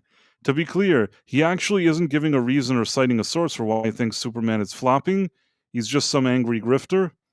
Just asking, but did you watch his video? If so, what was he waffling about? I didn't watch it. I don't even know where to find it. It's like, if you're not going to watch the fucking thing, then why are you sitting around opening a thread and whining about me, you know? Because that's all that Reddit is for now. And yeah, and then again, they just, I didn't realize that this is a thing now, but I guess Yeah. we have more of these that they just sit around and do this. But I stand by my reporting. And by the way, a lot of these people, now I understand how this works. I think that what happens is it starts off like on Reddit with these kind of threads. And then the next thing you know, they come to my videos and start like complaining there. And, recently on this video that I posted, they come in there. You could tell they haven't even watched it. I did a video where I wrote James Gunn, like I basically said James Gunn fired, but I could put a question mark there. And the reason I put a question mark is there was an article suggesting that he could be on the way out. And I kind of was telling people to temper their expectations because we need to know more. And we don't know who, if, and who's going to buy Warner Brothers. And different people buying it could be impacting James Gunn in different ways. So I was actually giving a really balanced analysis about it based on this article that had come out that everybody is talking about. And people are just like, you're lying. How dare you lie with your thumbnail? You're lying with your thumbnail. It has a question mark. I'm not lying. I'm just talking about something that's in the news. Your lying thumbnail, Price. So awful. But I didn't realize. I honestly think that the thing starts on Reddit and then they end up coming to like my videos. They don't even watch them. They're just like, "Did you watch the video?" No, I don't need to watch it. I don't need to watch it. It's like, this is what you do. You start threads about thumbnails of videos that none of you plan to watch. Do you understand how stupid that is, Professor? Yeah, and that's Reddit for you. That's how it goes. They are some of the most ideologically dishonest people, intellectually dishonest people on the internet, and they are mostly complete morons. They are sheep, and it's a gross sight. It's utterly disgusting. It's gotten so bad. Yeah, I have not deleted my account yet, but I'm not logged in anywhere. I probably haven't been on Reddit in No, I have probably some over a year. I have an account and I mainly just log in to look at stuff like once in a while, and this happens like once every half a year or a year. Yeah. Is the Phobos says Price of Reason live, even Fantastic Four? Fantastic Four was a flop. I don't know what these guys wanted. Like it was a flop. Jason Webster Price reporting with Gun Superman has been vindicated. Again, I was mentioning that until today, I mentioned that today to Brown, who had a birthday party. Basically, I haven't gotten any DMs from anybody apologizing to me. Like people that publicly bashed me and stuff like that, sometimes even like, big YouTubers, things like that, haven't seen anybody say, "Hey, you know what? Maybe we were wrong about this." Haven't seen anybody say like, send me a DM and say they're sorry. All that happened over the past few months is that a lot of YouTubers that may have been on the fence or may have had different opinions kind of all shifted in the direction of what I said. But along the way, I don't feel like, I understand that I am maybe vindicated, but it's not a full feeling of vindication when everybody's pretending like, it's a range of pretending like, "Oh, we always said this." That's one. Or the ones that were like really actively bashing me, they're not apologizing. They're just like, "Oh, yeah, I guess it is what it is." It is what it is. It's just that, I don't want to be cocky and arrogant again, Professor, but I was right about what I said, and there's people that were wrong. That's all I want to say. And with every day that goes by, it turns out that I was more right. Yeah. Like right now, I don't think anybody can claim that James Gunn isn't pushing agenda and politics and all this stuff. I was saying it, and everybody's like, "How dare you?" Everything that I said is 100%. And now, like, the Supergirl is going to be like Guardians, and I don't know. There's just so much weird behavior from this guy. He's so annoying. Like James Gunn, this is what I was saying. Like Kathleen Kennedy, Kurtzman, Kevin Feige, they all keep their mouths shut. Like that's probably their only redeeming quality is that they know that they better shut up because the results are shitty, and if they talk then everybody's going to make fun of them, so they shut up all day because it's like less is more. You want to explain to them how stupid they are, you want to make fun of them, and they know that, and they give you the minimum of the minimum, they disappear. Considering the role that Kathleen Kennedy has, you hear very little from her. Same with Alex Kurtzman. So many shows, so much Star Trek. You'd think this guy would like be Mr. Star Trek and you'd hear him all day. You don't hear him a lot. These people know that they're losers and that they're politicians and activists and all that shit, and they've ruined everything, and deep down they know it, and because they know it, the least like amount of interaction that they can have with the public, that's what they're looking for. James Gunn is the opposite. He wants to be an idiot and all day talk to people. It's like, dude, just shut up. It would be better if he just shut up. Not that it could save his shitty movies and shows, but somehow making shitty movies and shows and acting like a douche in addition to that, that's sort of a combination that's like even more annoying. And I've said this before and I'll say it again. I have had issues with Zack Snyder. I didn't like every idea that he had. I'm not saying that his movies are perfect. I never felt that he went to the press every second to start whining about people that either liked or didn't like his movies. I think that, or even attacking them and calling them names and like ists and phobes and things like that. I think that he built, good relationship with fans that did like his stuff. I don't think that he actively seemed like this miserable jerk every second. It's the minimum. I mean, I didn't feel this kind of animosity towards him. Like James Gunn is like he just wants to sit and give you the middle finger all day. Mm-hmm. Yeah. Do you understand that he's basically in a competition for who's the most obnoxious and annoying studio head or whatever it is? It definitely feels like it. It's like he wants to win this award, and he's in a competition where his peers or his competitors or whatever it is, it's like Kathleen Kennedy and Kurtzman. He's trying to beat them. You know what I mean? He's trying to give them a run for their money. Now, I will say that creatively, with everything bad I have to say about him, I still think he's more creative, let's say, than like Kathleen Kennedy and Kurtzman. But the thing of him blabbing all day is just pure stupidity. At least they're smart enough to shut up. That's the minimum. Even Kevin Feige. Kevin Feige is a strange one because back in the day, I think Kevin Feige was involved in things that succeeded, so I can't completely bash everything he's done. I'd say over the past 6-7 years, he's been an embarrassment, but even he knows that for the most part, you don't see him blab every day. Once in a while, some stupid article comes out and he seems stupid in it, but for the most part, he tries to minimize, or if he goes to the red carpet, he'll say a few sentences and disappear, but he doesn't try to, rock the boat or anything. Hey, it's CC Karaoke. What's up, CC? We had some people in the chat were talking about someone mentioned tankies. E. Clay Thomason mentioned that people on Reddit were mostly tankies now. Tankies? And so I had said militant communists, fan outsider said I thought they were authoritarian. Yeah, you're right. Authoritarian is definitely a better way to put it. They're supportive of authoritarian communist regimes. Yeah. I see. Interesting. How did we get here, by the way? Oh, I don't know, but we have a super chat. You want to go back and grab that? Okay, I'm going to do that. Take us in a different direction for a moment. All right. Sorry, I don't know how I got into this thing. It is annoying, though. Do you agree, Professor, that somebody could have said they're sorry? Yeah. Yeah.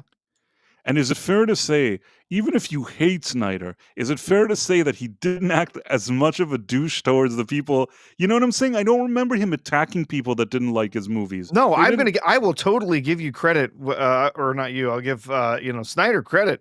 Like he's not one that's come out and attacked fans. Not that I have seen anyway. Haven't seen that. He'll come out and he's hyped for the project that he's making, and people might ask questions, say whatever, and he's like, oh well, we're doing this, whatever we're doing is a different thing, whatever. Like he's not one that I've actually seen. At least not anything I've seen. Maybe someone else has It's seen the it. minimum. But It's the minimum not behavior. seen, not seen him coming out and attacking fans. That's the red line for me. Like that's the red line. Like once an actor, producer, director, like when they come out and they're attacking fans, saying, "Oh, the fans, they're racists. The fans are or whatever, because they don't like my project, and oh, they're all just, some sort of istophobic, Yahtzees, whatever." Like, no. Like you come out and start attacking the fans, you can, you know, you screw off, right? I'm done with you. Right. It's disgusting. That is the lowest of the low to come out and start going after the people who are supposed to be your customers, dumbasses. They're supposed to be they're the people that you want to come see your movie or watch your TV show or read your book or whatever. And instead of coming out and saying, "Well, maybe there's some bad actors, whatever, but I still love my fans, blah blah blah." No, you got to come out and start calling all of your fans nasty names, and it just pisses me off. Like that's the red line. Like once they've done that, screw them. Can't take it. Oh yes, $4.99 from the Dead Man. Yeah, I'm just answering Emily here. She said she doesn't know who gave her a membership. So I told her that it was Irwin from Nerd Wars. Yes. So R2 and Price, you should know the rule. According to the Y files, we don't joke about the Clintons. I think I know what you mean. Yeah, you might be disappeared. I mean, yeah, a lot of I don't want to say it. I don't have no idea. It's always been strange what's going on there, but yeah, you never know. But thank you, the Dead Man. First of all, thank you in general. You've been so generous today. Also, thank you to Irwin, who did give the 20 gift membership that I see people Yeah. are enjoying now. So that's cool as well. And so yeah, we were saying that Gunn's annoying, and I feel like he's out overstaying his welcome. He's annoying with this creative style, too much of the same thing. I think that he has a habit of annoying people. The way I see it with James Gunn, have you ever met a person that you hung out with them and for like half an hour, you thought the guy was pretty cool, but then like after an hour and a half, you start feeling like the person is kind of annoying. Like there's only a certain amount of time you could spend with that person. Do you get what I mean? Yes. Like some people, I'm not saying that all people are like this. Most people are not like this, but some people, they have the kind of charm or something that they have that it has a certain shelf life. But if you spend just a minute over that shelf life, you'll already see some sides that bother you. Mm-hmm. And James Gunn is that type of person. In moderation, one movie, two movies, and not hearing him say anything or not talking to him, you have a guy that maybe could do something niche. But once like he's in charge of everything, he's writing everything, he's directing everything, he's producing everything, he's talking to the press every second, he's saying all this stuff, attacking fans. Once it's that, and what is he's doing isn't even good stuff, that becomes a problem. Yep. So just putting that out there. Yep. What was our next topic, Bryce? We had some stuff about Charlie Kirk. You mentioned the thing about the there was a memorial today. Yeah. They awarded Charlie the Medal of Freedom posthumously. Yeah. He certainly deserved it. I think, was there something, maybe a clip or something? Do you have anything interesting? Let's see. I thought I saved something that she was in the Erica Kirk was in the office, in the Oval Office with the president or something. Mm-hmm.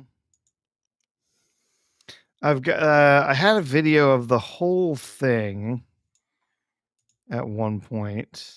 Let's see, yeah. Can show maybe a moment of the video here. Okay. If it'll share, please share. Okay, so. Thank you, Mr. President, for honoring my husband in such a profound and meaningful way, and thank you for making this event a priority amid the peace process in the Middle East. Thank you.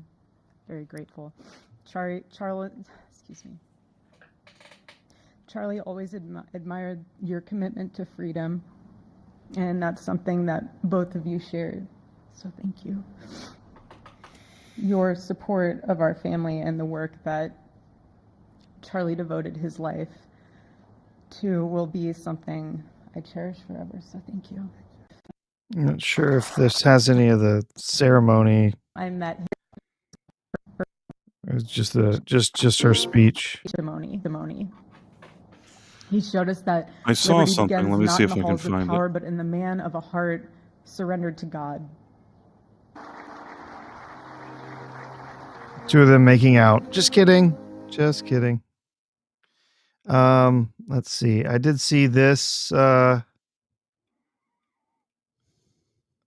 getting to see the Medal of Freedom.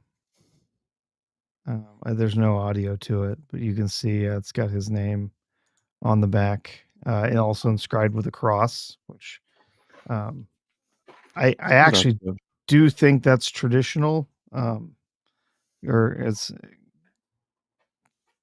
but yeah. Let's see.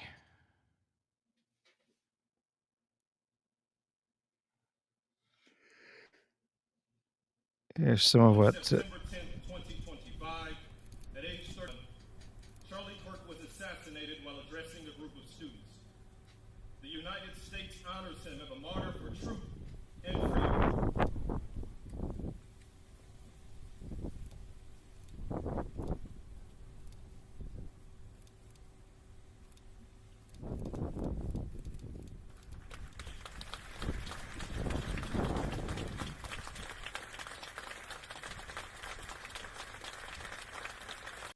On September 10th. Okay. Yeah, and there's a photo of it. Did you have anything else, Bryce? Did you find something else? No, I think this was fine, and I think it's nice that they did this. Hard to believe, you know. How long has it been? It's been a month. What's it's been it over a been? month. Yeah, it's hard to believe that. Hard to believe because it was such a shocking thing, and I don't know. It's hard to believe that it's already been a month. Yep. Yep. And what was it that I had something? Oh, okay. The Republicans, the young Republicans, yeah. doing the thing. Yeah, if you've got that. I was gonna say there was one thing that did come up today.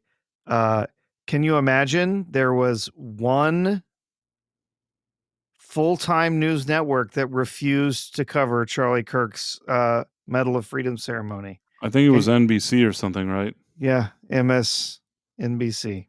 One dirty everyone bird else, gave a everyone $2 else Rumble covered it. rant. Yeah, one dirty bird for $2. Hey guys. Well, hey to you there, one dirty bird. Good to see you. Good to see you, man. Thank you for the $2. And so this thing, let's put things here into context. The thing is that there was these kind of young Republicans, and they had a group chat, and they were saying all this, like, inappropriate stuff. Now, honestly, if you're sitting amongst friends and you're having just wacky conversations, even the most inappropriate, dark humor, stupid, vulgar things. That's something that you have a few like bros, you could sit around and like do that. Even though I think that putting things in writing in general versus like laughing with your friends, in a more social situation, I always think it's not so great to keep like, say a lot of inappropriate stuff and have like all the documentation. I don't really think that that's like the great thing to have. And in any case, if you're in a position where it's a group that obviously these people are influential when it comes to young Republicans, you have to think to yourself, what is it that I should be writing in this group? And if you think you need to write all that stuff, you're kind of dumb. Now, I'm not saying that everything that they wrote there was meant the way the media is spinning it. I think that they were college kids or whatever it was, and they're horsing around and saying a lot of inappropriate stuff. I know Exactly. people like that. I know people like that. They're young, they're Exactly. stupid. That's how they're talking to each other. But I do think that if you're in an organization like this and that's the group chat for it, you could have also used a little bit of common sense, in my Yeah. opinion. Young, stupid guys saying ridiculous stuff, messing with each other. These I'm not saying that forgives some of the things that they've said. What I am saying is that I think a lot of that, a lot of what they've been talking about here is very likely been taken completely out of context. That nothing about that would surprise me. Sometimes, yeah, you know what? Guys make inappropriate jokes sometimes. It happens. And it happens in the moment, and you don't really think about it. You're just making an inappropriate joke. You weren't actually suggesting that somebody be sent to a concentration camp. You're joking about the fact that, well, that's what someone on the left would say we're saying or something. You know what I'm saying? It's not always, you know, you can't take it at face value, right? I But mean, I'm not saying that it's not a good look, but at the same exactly. time, it's not a good look, and I think that these guys should have been more responsible, even if they're in college. If they had a separate chat called like "Dude Bro Chat," and they're sitting around like saying the craziest stuff to each other in a kind of closed chat between friends that's like dedicated for that, I think that you could argue was a more kind of friends making like inappropriate jokes to each other. But once it's a situation that you've like labeled this as a young Republican situation, even these stupid jokes, when really kind of you take that out of the group and just kind of quote them, it's a very bad look. Now, I'm sure there's a lot of people that if somebody had access to their private chats, something in there could be considered bad, used against them or things like that. So I have some empathy in the sense that, like what you said, it looks like some idiot college kids that did some stupid things, but at the same time, you know it's hard to ignore that they did it. I don't know what should be the outcome, but the fact that some Republicans, like, said, we don't agree with this rhetoric or whatever it is, I can understand why, because it's not a good look. These guys are dumb and they're stupid and they're annoying. But with all of that being said, I agree with you that I think that whatever they said here was taken out of context. Yeah, I think quite a bit of it was probably taken out of context.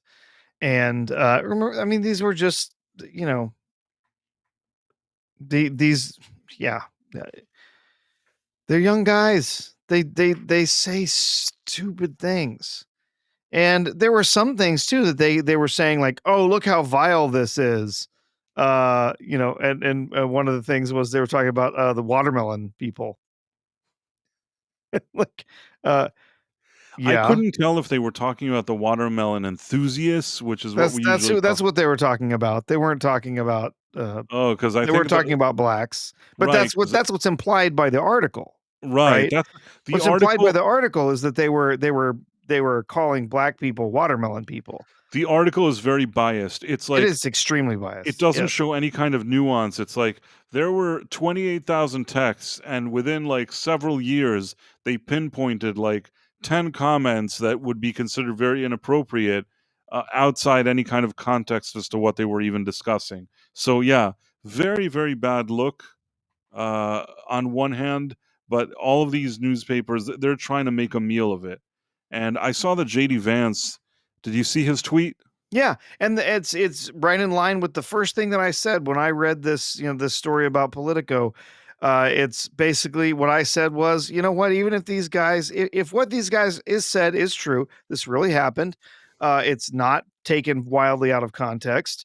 Then okay, um, are they running for office? Because I seem to remember somebody who's running for office that said that they wish that their opponent's children had been, killed and died in their arms. Like that's vile and disgusting.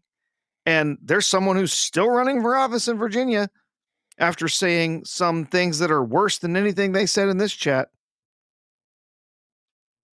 So it's ridiculous. Yeah. Yep. So Talking about someone running for attorney general in Virginia who has said that he has thought about and wished for his opponent's children to die in their arms and for them to be killed. Like it's Yeah, that's a beyond the terrible pale thing. for somebody who's running for office, as far as I'm concerned. Yeah. I mean, I agree with you. Those kids were stupid, inappropriate, and you could tell that a lot of that is just like of that age, dark humor and things like that. That's the impression I got of it. But at the same time, uh, they're also kind of stupid. I mean, stupid in the sense that if you have a group chat like that, I think you should be hesitant, especially that you're dealing with stuff that's more political. Like, I think if you and I were in a group and maybe there was another person in that group and we talked about, like, some sci-fi or something, there's nothing really at stake. But there's other places that there's more at stake. Exactly. Yeah. I mean, these are just a bunch of young guys. None of them are in positions of power, other than in their small organizations. It's silly. Yeah, maybe what they said was inappropriate. These are Yeah. guys in a private chat saying stuff. I mean, and they admitted somebody, one of the chats that somebody pulled out said something like, "Oh, if this chat ever got leaked, we'll be cooked." Or something. It's like, yeah, well, If okay. you have Well, a situation that you're writing this a few times within your chat and you're not stopping and you're just continuously writing stupid crap, that means you're kind of dumb. But with that being said, I still think those things were taken out of context. But they're also dumb. That's all I'm saying. yeah, they're You could massively dumb. right. But it's just to take things like this just so wildly out of context and say, "Oh, if you're not, if you don't vote for me, you're going to the gas chamber," or something. Like that's clearly just guys being guys and it's just jabs at each other. They're doing what guys do. They're getting, trying to one up each other by being edgier than the next guy or whatever. And I'm not saying it's just boys being boys. Yeah, a lot of this stuff, yeah, inappropriate, very much inappropriate. Does that mean that they should lose their jobs? They should lose their futures because of some, secret chat, that they were in, a bunch of guys that were in that leaked? No, absolutely not. That's ridiculous to come out and say that. And yeah, they were in an atmosphere where they thought they were private and they were, they thought they would, this would never leak. First of all, that's young people. Young people do that kind of stupid stuff.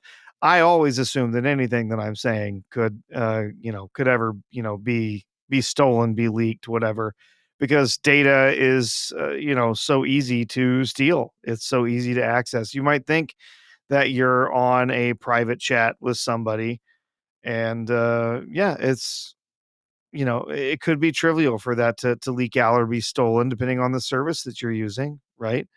So yeah, you don't say that kind of stuff. You don't say vile things that you might could get in trouble for. Not saying that you have to constantly self-censor yourself, just simply like you don't say that crazy stuff. Especially if you're a conservative, because guess what? The media hates you and they want to try and catch you saying things that they can then take and attack you over, right? So they should have known better. They should have known better than to do something so silly. They should have known better to have posted stuff like this in a chat, no matter how how private they thought it might be, right? Yep. They should have known better than to post that stuff somewhere where it potentially could have gotten leaked. And especially where they didn't have any anonymity either. Apparently they were in this chat and they had their names in there too. You So have to have some common sense. If you're yeah. if you're supposed to be the leaders of this organization, it's like young Republicans and all that stuff. Even though, amongst yourself, especially if you're sitting with your friends in some room and drinking beer and you're all telling like inappropriate jokes, that is not the kind of thing that can get you in trouble, really. What really gets you in trouble is that you have something that's like official, but you keep saying all this inappropriate stuff there, enough that somebody could take it, show it to other people, and it could become a problem. Like, you have to be smart enough. So, like I said, I'm not going to give any of these kids prizes for like smart person of the year. All I can say is that maybe you can also look at it through, the eyes of just stupid banter, however dumb and at times like, borderline offensive, but I don't think it's offensive in the term that they want to be bad people as much as they kind of shit talk each other. Exactly. Yeah. And I've That's been in situations like that. I mean, there's people that I grew up with. I have a friend that I've known for many years that I grew up with. Like a lot of the stuff that he would say, some people would find it offensive. He's like doesn't conform to society's rules. He says like a lot of crap. He's that kind of guy, and I've known him for years, and yeah, I understand it's an acquired taste. Maybe it's not for everybody. I don't think he's a bad person. It's just that, he says a lot of kind of like crazy stuff. There's people like that, it is what it is. yeah, no question. Yeah. I guess what I'm saying, it doesn't mean that he's not a nice person. It's just that, some people are the way they are, and that's it. So yeah, they were unlucky and kind of dumb, and that's not a good Yeah. combination. Yeah, young, dumb, and full of bad things to say in a group chat. Absolutely. And yeah, and when that person calls me and says like crazy stuff, I just like I understand it's like crazy. There's people with very dark humor that are willing to say stuff that's like completely unacceptable. And if you know that person well, and you know that that person's just kidding and saying like crazy stuff, there's a way to look at it and not be offended.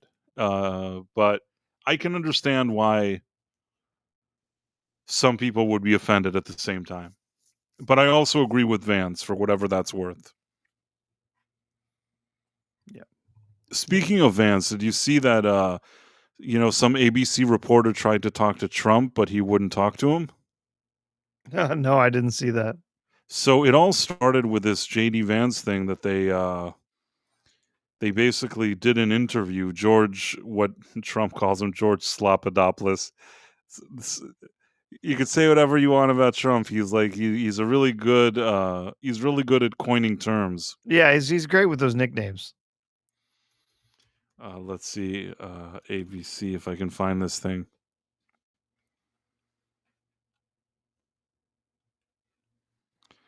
So this was it. This was this thing. Basically, JD Vance was there, and this Slopadopoulos guy, he was trying to bring up this whole thing with Tom Homan. I've heard this before that they claimed that he took a bribe or something like that. I don't. Is there any kind of truth to it? Why do they keep saying that? I'm asking honestly, Don't know. Professor. Don't know, man. Anyhow, I'll play the clip. Yeah. Can you see it? Mhm. Okay. Thank you for your time this morning. No, Illinois George, Governor I J.B. said that I Pritzker's don't. Up next. We'll be right back. Brian, first of all, I congratulations. don't take questions from ABC Fake News. After what you did with Stephanopoulos to the Vice President of the United States, I don't take questions from ABC Fake News. Brian, go ahead. Yes, sir. First of all, congratulations on achieving peace. You are indeed the peacemaker. On a lighter... Did you ever think I was going to be called the peacemaker? Actually, I did. I saw some of the actions you were doing. Go ahead. But on a lighter note, Alyssa Farah, she is one of the hosts on ABC's show The View. She said a while back, I'll quote, "If Trump gets the Israeli hostages out, I promise I will wear a MAGA hat for one day on this show and say thank you for doing it." Your response. Thank you for your time this morning. And by the way, she didn't do I it. said She said she would, but she didn't. Well, of course, they're always going back on things that they promised to do. That's I mean, that's just the way things they do things on the left, man. That's always that way. I mean, This was the interview itself. I don't know what tape you're referring to, George. I saw media reports that Tom Homan accepted a bribe. There's no evidence of that. And here's, George, why fewer and fewer people watch your program and why you're losing credibility. Because you're talking for now 5 minutes with the Vice President of the United States about this story regarding Tom Homan, a story that I've read about, but I don't even know the video that you're talking about. Meanwhile, low-income women can't get food because the Democrats and Chuck Schumer have shut down the government. Right now, we're trying to figure out how to pay our troops because Chuck Schumer has shut down the government. You're focused on a bogus story. You're insinuating criminal wrongdoing against a guy who has done nothing wrong instead of focusing on the fact that our country is struggling because our government's shut down. Let's talk about the real issues, George. I think the American people would benefit much more from that than from you going down some weird left-wing rabbit hole where the facts clearly show that Tom Homan didn't engage in any criminal wrongdoing. It's not a weird left-wing rabbit hole. I didn't insinuate anything. I asked you whether Tom Homan accepted $50,000, as was heard on an audio tape recorded by the FBI in September 2024, and you did not answer the question. Thank you for your time this morning. No, Illinois George, Governor I J.B. said that I Pritzker's don't. Up next. We'll be right back. So he wouldn't let him finish the sentence. It's just like, you know. well, I'm in charge of this thing. You either answer my questions or we're gonna, cut to commercial or whatever. And so you know what it disingenuous. It's disingenuous, but you know what it reminded me? You know how sometimes we're on Twitter and, especially, I don't know even today if it's as much as it used to be, but like we'd win a debate with somebody and then the person would just block us or run away. That Yep. feels like what this is. This is like good. block mentality. Yep, that's how they do it. They have nothing to say to counter, so they just cut the person off. Yeah. You're not gonna answer my leading question that was gonna allow me to insinuate that Tom Homan is a criminal. So since you're not gonna answer that question, time to move. I mean, what Time to go to evidence do they commercial. have of that? Because, it is something that I've heard a few times. Why do they claim that? There's some audio tape or something, but some people claim that in the audio tape that he's accepted the bribe, and other people say no, that's not what happened. The audio tape proves he didn't accept the bribe. So I don't know. I haven't even heard it. I have no idea. So it sounds kind of screwy to me. It sounds like the kind of thing that people would drag up to try and get rid of Tom Homan. I mean, they've done this with all kinds of different appointees of Trump's. They'll drag up one little thing and try and turn this molehill into a mountain, right? So that they can try and eliminate his members of his team, so he can be less effective. And I don't think it's going to work. They really hate Homan because he's in charge of ICE, and boy, do they hate ICE. Did you heard the stuff today about how now there's groups that are going around, they're organizing attacks on ICE, spreading information on social media, different groups and stuff on Facebook and other places in Haven't seen that, Chicago. no. In Chicago, where they're basically they're teaching people how to attack ICE vehicles and how to injure ICE officers and stuff like that. How to block their cars, surround them, intimidate. You know what? It's not going to be long. It's not going to take long. Once they start, the violence becomes more regular. I mean, right now, a lot of them are just doing dumbass. These quote unquote protesters are just doing dumbass stuff like trying to lay down in front of cars and stuff like that, or surround officers. So soon enough, though, if they start getting more violent, they start, people start getting, injured regularly. Uh, they're just going to unload on them. I mean, Yeah. that's just what's gonna happen. They're gonna, you know, they're gonna start letting all the, I mean, unfortunately, probably, letting bullets fly if they keep getting violent. And I don't want to see that. I don't want to see these people hurt. It's ridiculous that these people are being whipped into this frenzy. Uh, ICE is law enforcement, like any other law enforcement. Can they make mistakes? Absolutely. Are there times when there are people who are American citizens who are caught up in some of these raids and are detained? Absolutely. Did you know that I could be detained by a police officer for any reason, Price? There's nothing I can do about it. If I come out of a store and an officer says, "Hey, we think you shoplifted," they can detain me. They And can? they they don't have to have a bunch of evidence as anything. They could, yeah, I'm an American citizen. I probably did nothing wrong. They can detain me. They can say, we need to talk to you for a little bit. We're figuring out the situation. You're detained. And so to say, "Oh, well, I was detained for 4 hours," and whatever. Guess what? You were also released, True. right? Yeah, it happens.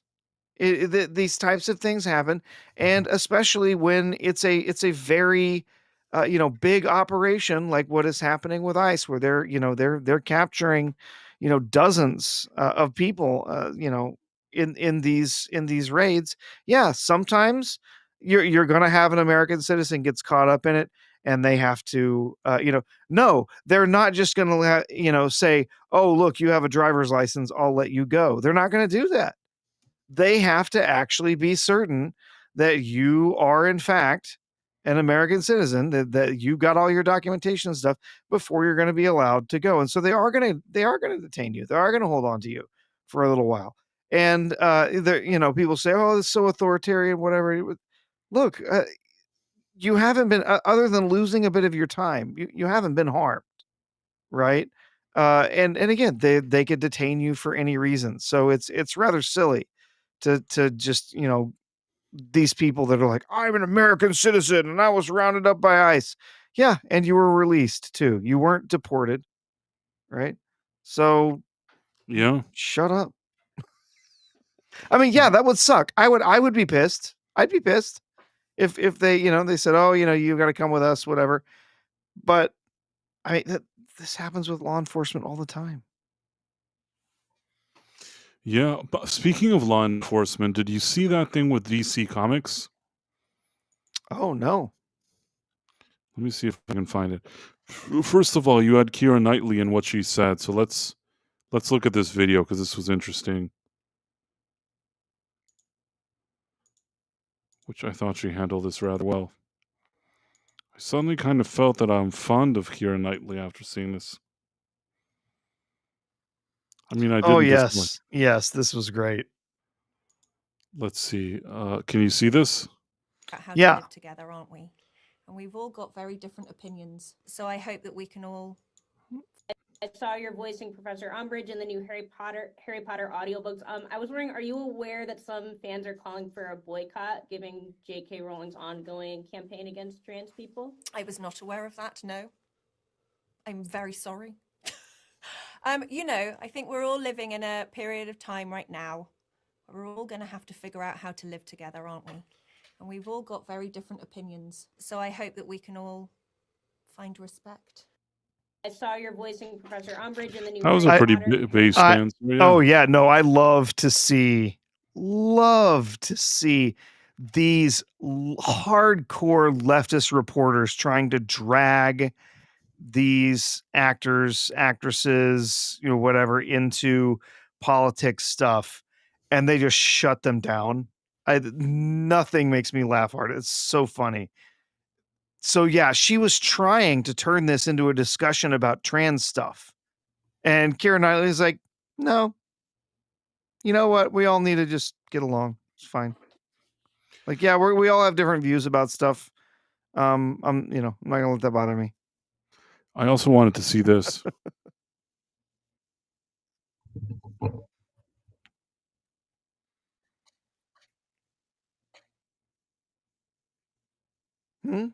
Oh, were you sharing something, Price? I didn't share it? No, I can't see it. Okay, sorry about that. I was watching it with myself. You didn't say anything. Oh, well, I didn't. I'm just, you were suddenly quiet. I'm like, he must be watching something on his own. Did you get the Keira Knightley thing at least? Yes, we got that. Okay. So for years now, hideous left-wing orcs with bullhorns have been taking over college campuses, marching and rioting in our streets, saying they want peace in the Middle East and to free Palestine. And President Trump has now freed Palestine. So where are these protesters? In their filthy kiffas, holding up signs of President Trump saying this is our dear leader. Where the hell are you? Where'd you go? Exactly. Did your bullhorns run out of batteries? Where are you, like, camping out to thank President Trump when he lands back at the airport for ending the war? Isn't that the point? This is what you wanted, right? You wanted the end of the war. You wanted do you want Gaza to go back to the Palestinian people? Well, Trump just delivered that. And he did it with the backing of Israel and all the Arab nations together. And the people in Gaza are celebrating. So where the hell are you? You stuck in your little tent in Colombia? Did your balls fall off? Probably, actually, as a prerequisite to being part of these protests. But, like, nonetheless, like, I mean, be intellectually consistent for once in your miserable lives. Can you just, like, give the guy a W? Didn't he just give you what you want? You've been frothing at the mouth, behaving like domestic terrorists for the last couple of years in our country because of this conflict. And Trump just delivered to you, I think, generally everything you want. And now, cat's got your tongue. That's right? how I feel. Nothing. It's nothing. Yeah, You can't say nothing. Can't say nothing. Annoying. They're such frauds, man. They're such frauds. I said the same thing. Don't believe these people. Don't listen to these people. President Trump's the president of peace. He deserves to be celebrated. The people who are honest, even, like, can you believe this? Hillary Clinton is out praising Trump today. So this was something, I guess they did this a while back. Palestine. Together for Palestine. We have. This was all the people getting together to talk about Palestine. Together for Palestine. Palestine. Palestine. Palestine. Together for And there's some real Palestine. uggos in there. We have to tell the truth on behalf of the people of Palestine. It's always been the artist's role in society to speak out, to risk speaking No, truth to power. you're just some Together, stupid actress know just that acting the your leaders stupid of movie. this country Yeah, are complicit in the mass it's murder your job of to civilians go in Gaza and the perform. West Bank. That's it. Palestine ke liye ek saath. None of these people have spoken here. They're not saying anything. हम फलस्तीन के लिए एक साथ Asi Palestine de nalha. An end for Glesh on Palestine. Together for Palestine. It's important to speak out now, not when this is over. Right now, while it's happening. For Palestine. Pressurize your government. Lend your support to All those who are these peacefully people, I have campaigning. like Palestine. less Call for respect ceasefire, for them. Stop the killing. Y vamos a estar con ellos hasta que Palestina sea libre. I don't know why this looks, even the way this trailer is put together, everything, they're so pathetic. And it's one thing that, like, they ignore the fact that there were hostages and all that stuff. For some reason, they're only focusing on how much they love those people. Now that President Trump did that, I don't hear from any of these people. Will they make another video now? Oh, not a chance in hell. Oh, well. A few of them will have enough honesty and integrity to come out and say something positive. Maybe even thanking Trump for his role in helping to make sure that this peace deal moved forward. Most of them will not say a word. And when they do, they will say something about how this has been a bad deal for Palestine and how they're still being oppressed and whatever, right? They're going to stick with this narrative for quite some time. Until it's, the thing is it's it's going to be out of fashion pretty fast. So they'll move on to something else. But no, they're not going to take the time to actually thank Trump or be excited about this, because what they really wanted really had nothing to do with it had nothing to do with freeing Palestine. It had more to do with getting rid of a different group. Yeah, that's what it seems like. Yeah. It's just interesting that all these quote unquote artists felt compelled to only mention that group, not to mention hostages or anything like that. And they did this whole thing. It's like the most cringe and pathetic video, but I don't see them making a video now. They're very silent, all of these people. And I also wanted to bring up this thing with Hasan, who just keeps getting worse for him. So this thing here, basically, to the right, like, I don't know, can you see the mouse that I'm pointing at here? Yeah. That is actually a remote control that if you actually Google online, that is the remote control to a thing you put on the collar and you electrocute. And it's a video that they happened to change some angle so you were able to clearly see it. And he continues to just tell this story. No, it's a mistake. It's not what you think. It is absolutely what people think. That is 100% a remote control. You have a remote control for a thing that electrocutes the dog. Yeah, we're not stupid. He thinks people are stupid. They'll believe whatever the hell he wants them to believe, and then if they don't, he'll just call them Zionists or call them nasty names or whatever. No, he has a shock collar on that dog. That dog is being abused.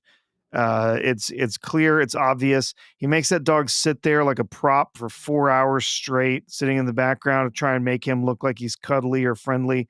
We know exactly the kind of person Hasan Abi is, and we know no, he's absolutely shocking that dog. He's training that dog in very very nasty fashion, to behave a certain way.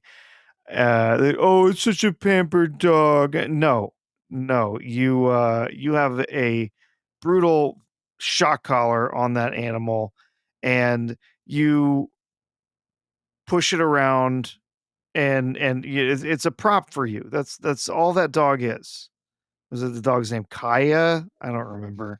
Yeah, I think that's his name. I Poor can dog. I can barely even stand to watch the clips. Yeah, I know. of That's him. why I didn't He's- feel like watching all these videos. It just annoys me. This dog looks miserable. Yeah. And it annoys me that nobody can do anything. But the one thing I'll say is, and I'm sad about the dog, that there's a certain level of karma here. This guy has been spewing like the worst stuff. Like, really, he just seems like such a terrible person. And it's not even that I want this exposed or don't want it. It's like, however everybody thought he acts, I guess that's the way he really acts. If he were someone who were just the exact polar opposite, hard right, saying the kind of stuff that he's saying, he would have been deplatformed from every single service years ago. We're talking about somebody Absolutely. who has openly praised terrorists, has platformed them, brought them on his show, shown Hamas propaganda on his stream live. He is a disgusting human being. He's a lying, deceptive sack of shit. He is torturing that dog, and I hope he gets everything that's coming to him. I I cannot suspect I cannot stand. He is scum. He is yeah, absolute scum. I can't stand all this stuff, but I feel like somehow nobody touches this guy, so we'll have to see what happens. They'll probably embrace him and say that he's the best. Twitch keeps platforming him. Uh, yep. I used to have a Twitch subscriptions to stuff. I won't give them a penny. Not anymore. Yeah, I don't have a Twitch account, so I feel good about that. Anyhow, I think we covered a lot of the things. The final question I wanted to quickly ask you, I'm a number of episodes into Tulsa King, but I Yeah. can't help but feel that it's kind of dropped in quality. Yeah, this third season has felt very samey. It feels Like, like we're been there, kind done of that, doing yeah. doing the same thing over again. It's like, yeah, this is when we were chatting about this on Brown Show on Sunday. Yeah, so I just it feels like we've kind of done this before. Okay, he's moving into a new a new industry. He's got to learn a little bit about it. So he's got to have the people there kind of teaching him, the ropes of this thing. And then he's going up against some other big guy who's in the industry already, and they're fighting it out, and they're a member of some other mafia group than he's a member of, and whatever. And then there's somebody in New York who's pressuring him to kick money back to him, and whatever. It's like it feels like it's the exact same plot from last season Yeah. or the last 2 seasons kinda, like, squished together. It feels It's very not uninspired, yeah. it's not bad. It's not unwatchable, but you can't No. help but feel that it's not really telling a great story. You're No. already invested in the characters, you can watch some filler episodes, but I just feel like there was more that could have been done, and it's a bit disappointing. Yeah. The only thing I will say the thing that I have enjoyed the most in this new season has been Bodhi. The way that they've taken his character being really pissed about, the His death of friend, his yeah. friend Jimmy in the previous season, and then the way that he's been getting revenge on that guy. Well, I mean, first of all, he had the balls to, just stick a gun in his face, right? But then Right. like, the way he's been getting revenge on him by, like, sicking all sorts of people on him digitally to just make his life miserable. I thought that personally, I thought that was absolutely hilarious, right? Yeah. I feel like they're going somewhere with this that eventually, like, maybe he is gonna have a little bit of an arc this season to maybe recognize that, that this isn't necessary, but I don't know. It's so far that has been fairly funny, but yeah, the overall, just the show, it just kind of feels like it's just going through the same motions that we've seen in the previous seasons, and I feel I want something a little new. I mean, that's the thing. The thing with Bodhi has been interesting and different, and then the storyline with him as potentially being an informant now, or being an asset for the FBI, CIA, somebody. That's all, or not Bodhi, but Dwight. That's been fairly interesting because again, that's new. That's something different than what we've seen in previous seasons. But yeah, the main storyline is just it's kind of dull. Just kind of feels like it's just treading the same ground we've seen before. So Yeah, yeah, I agree. yeah, not bad. I mean, compared to a lot of TV that's out there It today, it's it's a passable. masterpiece. It's possible when a new show comes a new episode comes out, I watch it. I just feel like there was something better they could have done, and I understand why Stallone insisted that the showrunner and head writer come back for the 4th season, 'cause Stallone probably knows that there's something about it that's not as well put together. Mm. But Istafua says he has Dwight sister fatigue. Mm. Well, somebody inside of Dwight's crew it has to be an informant because that one guy, government guy sure seems to know a lot about what's going on inside of Dwight's crew. I have a feeling I True. know who it is, but Interesting. I have to think about who it may be. But, yeah, I mean, I was thinking since, it's been a long day, if you happen to have the names of the people. yeah, give me just a moment here. I need to update something here. Tell some jokes. Do a dance. Sing a song. Finally, I'm in the hot seat myself. Now I don't know what to do. I guess I'm not good at doing jokes off the fly. It's not nice of me to request that from other people. Shoes on the other foot today for price. It is. Let me make sure that I've got everything up to date here. Yeah, I'll get you. Here's the names from Rumble. This is from Rumble, yes. Yeah. So we have Empress and M, Sean Linane. Is it Sean Linane? I think Yeah. so. Istophobos, Birdhouse Blues, Dude Rosa, 420 Cheers, Folsom Lockdown, Phantom Monk, Double R Star, Grit W, Rachel Boone, and One Dirty Bird. Rachel Boone, isn't she? Oh, that's Megan Boone from Blacklist, from the early seasons. Jim Noxious, here's a joke. Why don't cannibals eat like clowns? Not sure. Empress and I'm just somebody in the chat. You're more than somebody. And if you have the YouTube people, that I sure do. Yeah. Okay. So we had Arturo Alejandro Trevino, Caleb Levine, CC Karaoke. Good to see you here tonight, CC. We had Darren M, Darth Maylock, E. Clay Thomason, Emily Krezel, Hoot Owl, Istphobos, Jason Webster, Jim Noxious, Jonathan Conroy, Kelly Hans, Kenny Long, Marla Sherendorf, Phantom Outsider, Putin's Cat, Samsung, Scribelight popped in for a few minutes here, Stephen Mack, Tex Rogers, The Dead Man, Tim Hayes, Tomahawk 511, and Zune RJ5. Good job, Professor. Yes. Well, thank you. What was the did you get the punchline for Jim's joke there?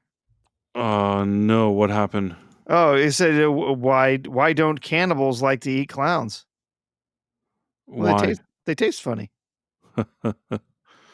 I wasn't familiar with that one. But yeah, it works, I guess.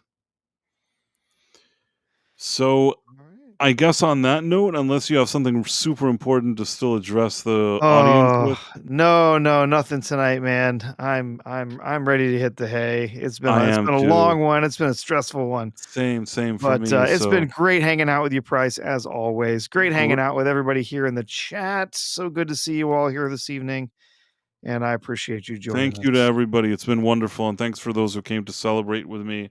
I'm really appreciative. And we're here every Tuesday and Thursday for the Night Owl on this channel, and hopefully we'll see you guys on, what day is it today? On Thursday, right? Yeah. Well, so hopefully we see everyone on Thursday evening. Awesome. Yeah, and Kayla Levine says thank you for the membership to Nerd Wars. Yeah, Nerd Wars did a really nice thing. Appreciate that as well. And I guess on that note, Professor, I'm going to bow out. All right. Well, take care, everyone. Okay, let's see.